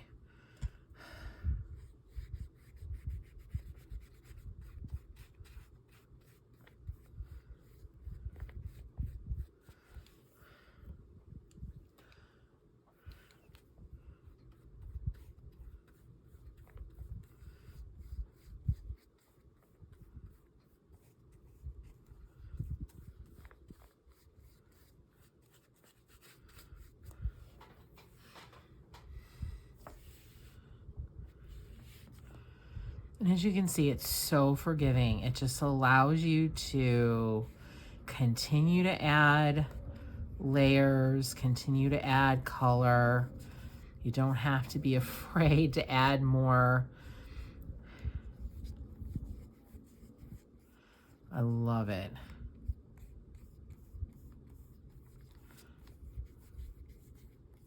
It spreads really nice. You can blend perfectly.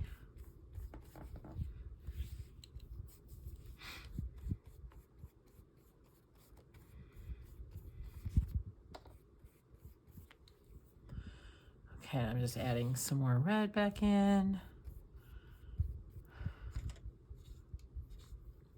And sometimes I have to work these pages a lot. Sometimes I have to go in a lot. I have to do a lot of futzing and repainting and whatever. And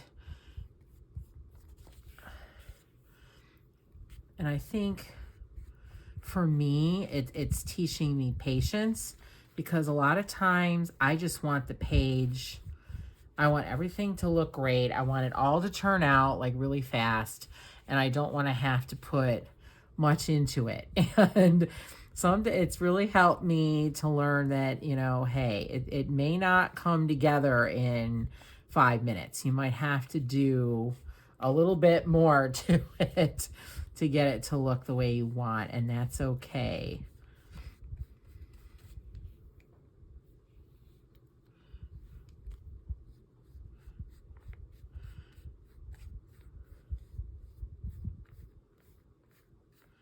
And this paper does allow you a lot of work time and a lot of availability to keep adding more water and keep playing.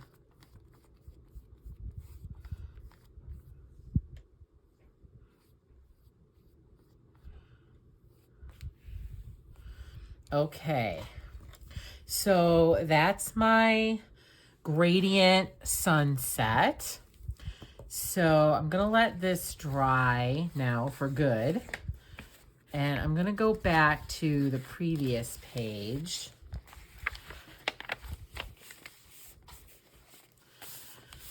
And just see if I want to do anything else to it.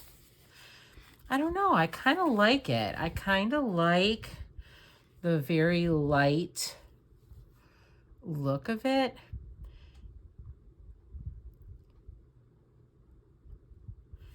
I think I'm going to leave it like that.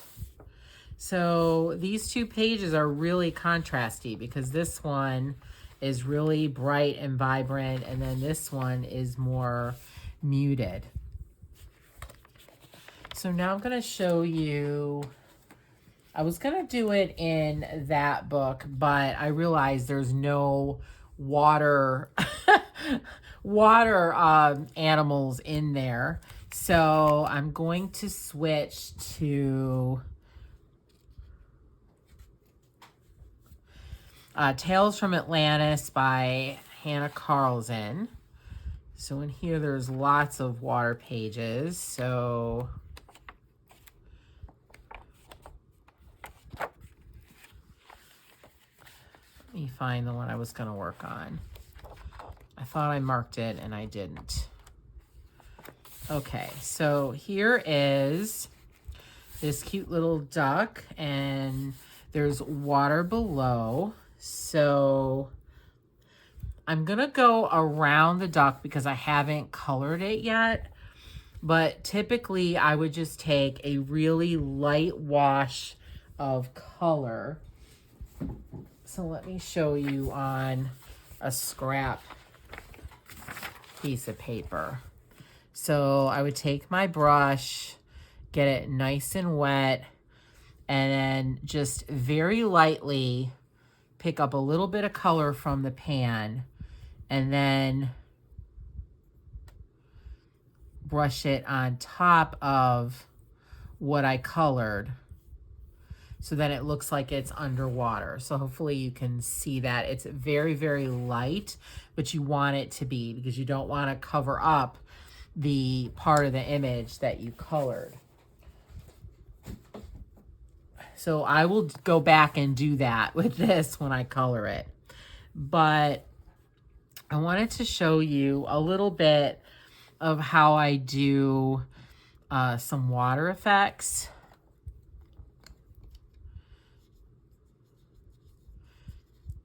So on this one, I'm going to use a little bit of a darker color first.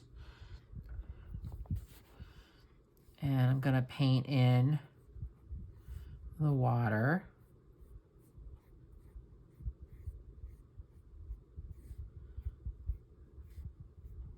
And I will also use that same wash technique over the entire rest of the page that's underwater. So all of this will get that wash technique as well to show that it's underwater. I don't always do it, but on pages like this, I think I do it more because I think it just looks better. And I like my pages to be as realistic looking as possible.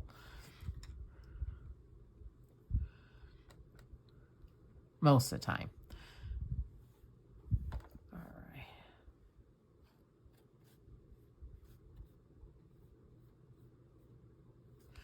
And again, I'm not being totally perfect with going around all of the shapes and everything.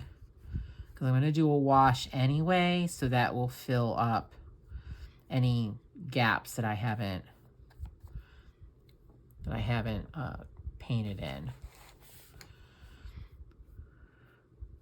Now, I'm still using a relatively big brush. I'm using that same brush that I used before. I just like the ability to cover large areas really quickly.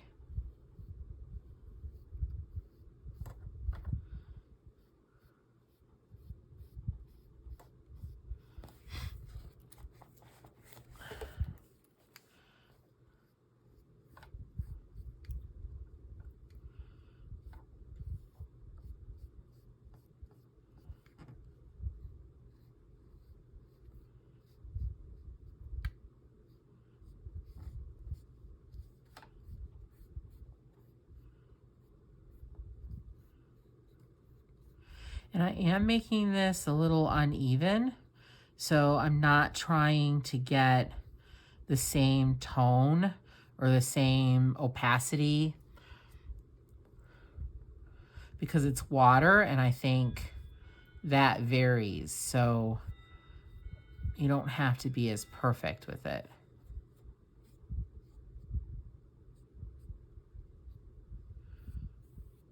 All right, I have some remaining color on my brush. I'm just gonna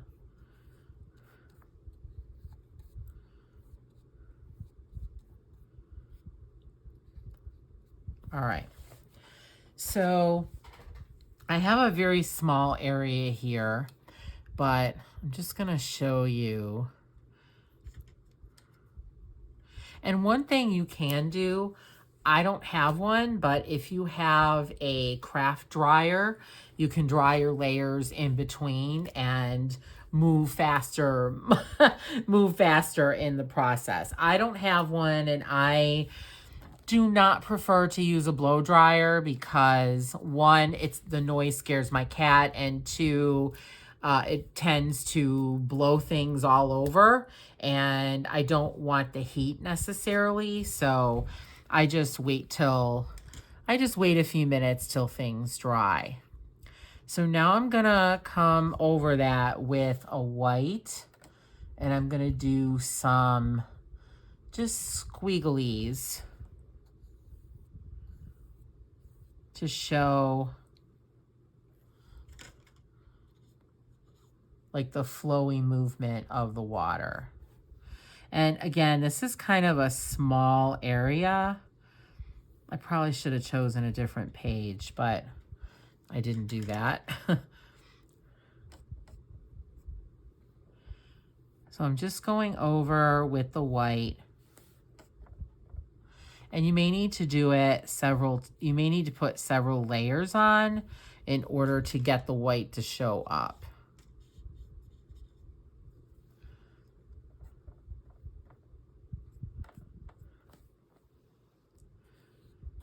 And Hannah Carlson's paper is really nice for watercolors as well.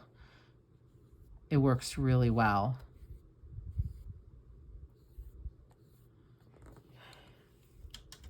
So I'm gonna let that dry a little bit, and then I'm gonna come back and add some more white on top of there so you can really see it.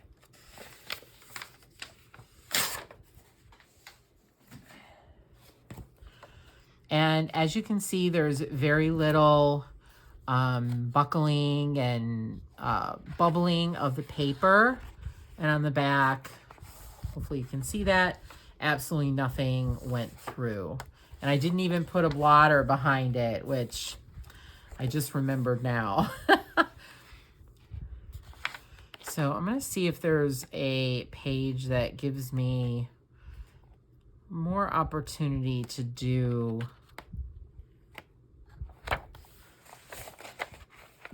more water. I don't know if I have one.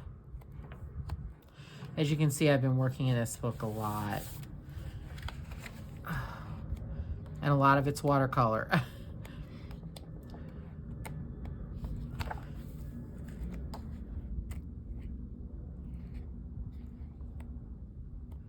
Okay, I really don't. So I'm just gonna give this a few minutes to dry, and then I'll come back with the white on top again. Okay, so this is dry, and I'm gonna go again with the white.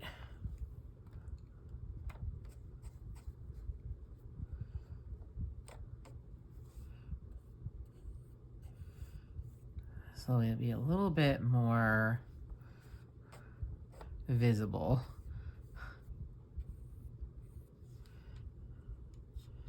Each time before you're gonna put your brush back into the paint, you wanna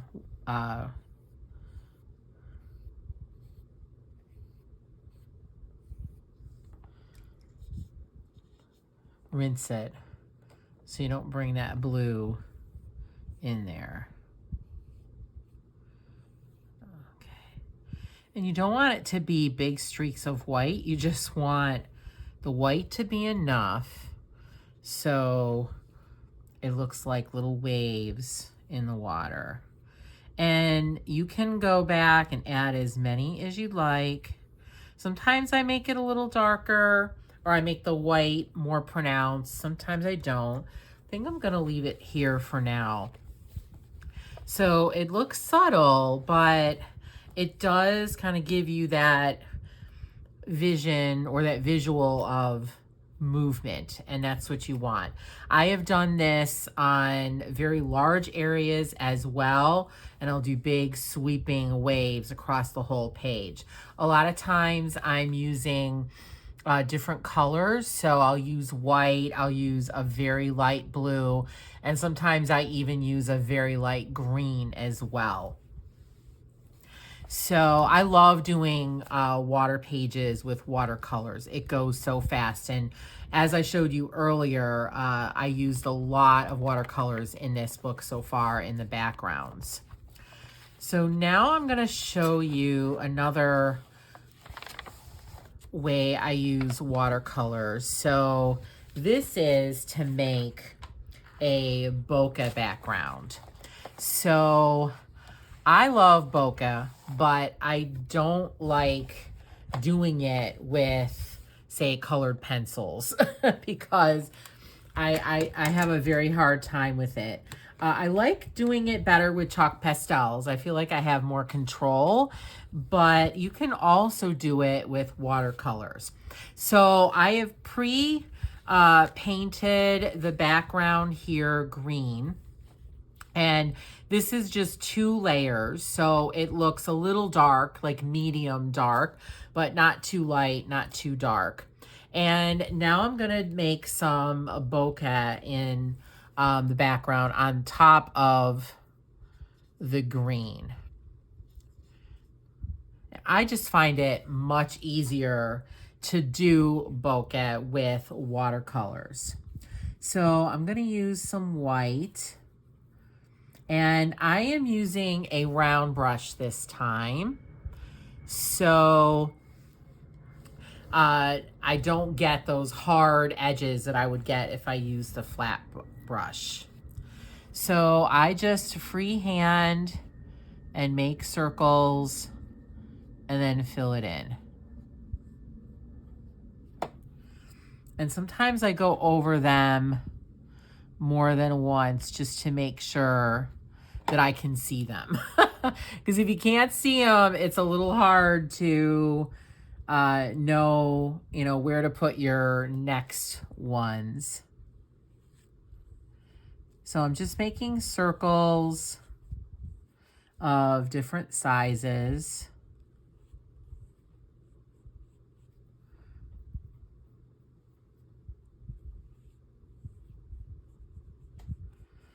And you want them to show up, but you don't want them to be too dark.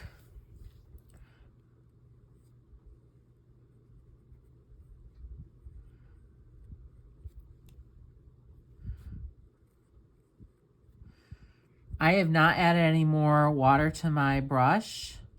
I'm just using what's in the little paint pan.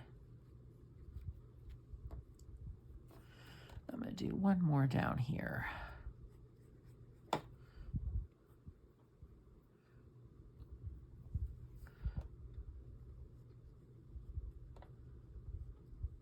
And they don't have to be perfect. If you are someone who likes, perfect circles, you could lightly pencil or use like a chalk pastel pencil to draw in your guidelines and make your circles with pencil and then fill them in with the paint after. So now I'm going to do my second color. I'm going to use pink. I'm using a little bit darker of a pink so I won't have to work so hard. I'm going to connect some of these.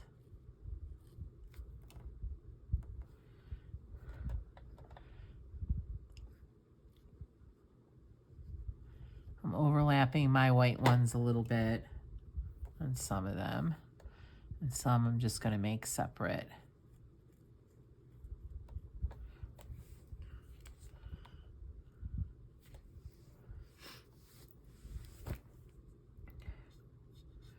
Now I'm going to do a different color green. I think this is actually like a green blue.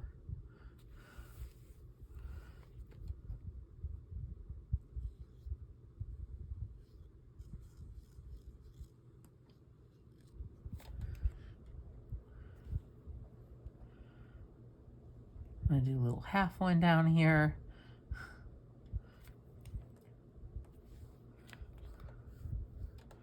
I'm going to do a half one against the inside of the page. You don't have to do half ones. I kind of like to.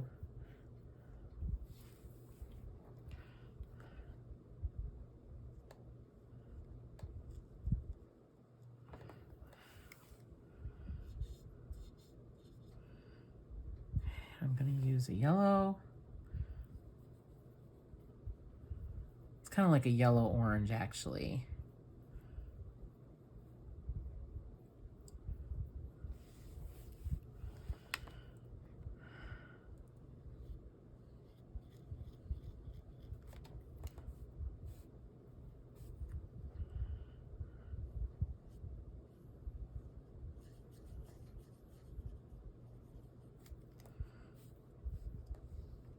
And you can do your bokeh where you don't use different colors like this. You could make yours where, you know, it's just one or two colors, or it's all the same color. It doesn't have to be different colors. I just wanted this page to be a little fun, a little whimsical. It kind of goes with the illustration.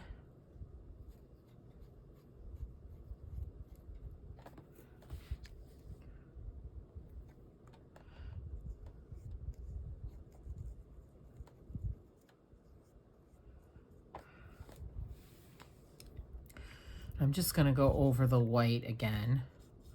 I want the white to show up a little better. That one looks pretty good, but this one does not. I'm going to try to get it darker.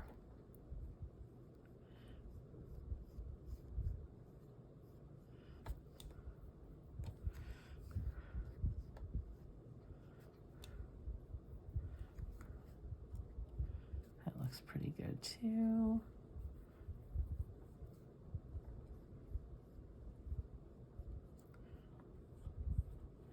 Okay. And you could go further and further, add more bokeh. I usually like my bokeh a little busy, so I might even add another color in here, but hopefully you can get the idea, and you can see how fast it came together. It really didn't take long at all to get this effect. And you could call it bokeh. It could just be polka dotted, whatever you like. But it was really easy and really fun. So I think I'm going to end the video there. I hope I gave you some ideas and some place to start with watercolors. A couple things I want to leave you with before I go is, one, watercolors are really easy and fun to use. Two, you do not need to be an expert. You do not need to be trained in art. You do not need to have experience with watercolors. Just get yourself a set, a paintbrush, and some water and go. Experiment, have fun with it. They're very forgiving. You can make mistakes. You can go over your mistakes. It's very easy to do. Watercolors do not show paint strokes, so you get a very smooth finish, as you can see from this page here. and you can use them in many different ways, like blending, and they are really great for making water effects. You can use lighter colors over darker colors, as you saw in the previous page with the white. Let me go back to it for a second to see if it's a little bit drier now. Yes, you can really see the white a little bit better. And it does need a little bit of touching up. I will go in and soften the edges a little bit with a lighter blue. But you can see how you can go over dark colors with lighter colors. You just want to let dry. Some things to keep in mind: make sure you're using good paper. The best paper is cardstock that is a little bit thicker, paper that is thicker, and paper that is smooth. You don't want it to have a lot of tooth or a lot of those little holes in it. You want it to be relatively smooth, and if it has a little bit of a sheen to it, that's even better. You want to use decent paint brushes, and you also want to let your layers dry in between. So sometimes it could take a little longer to get the effects that you want or to finish a page because you have to let it dry in between. But that will allow you to add more layers, make your colors darker, and to use lighter colors on top. So thank you so much for checking out this video. I truly appreciate it. Again, I hope you enjoyed it, and I hope that you got something out of it. I would love for you to add some comments. Let me know what you liked about the video, if there's anything that you would like to try, and if you've never used watercolors before, are you going to try them now? Are you feeling better about giving them a try? I'd love to see what you're thinking and see where you are with your watercolors. Also, if you do any pages with watercolors, I'd love for you to post them below and show what you did and what kinds of techniques you used with your watercolors. So thank you again. Again, my name is Karen from Crafts by K&W. I hope you have a fantastic day, and of course, a very crafty and watercolor day. Take care. See you soon.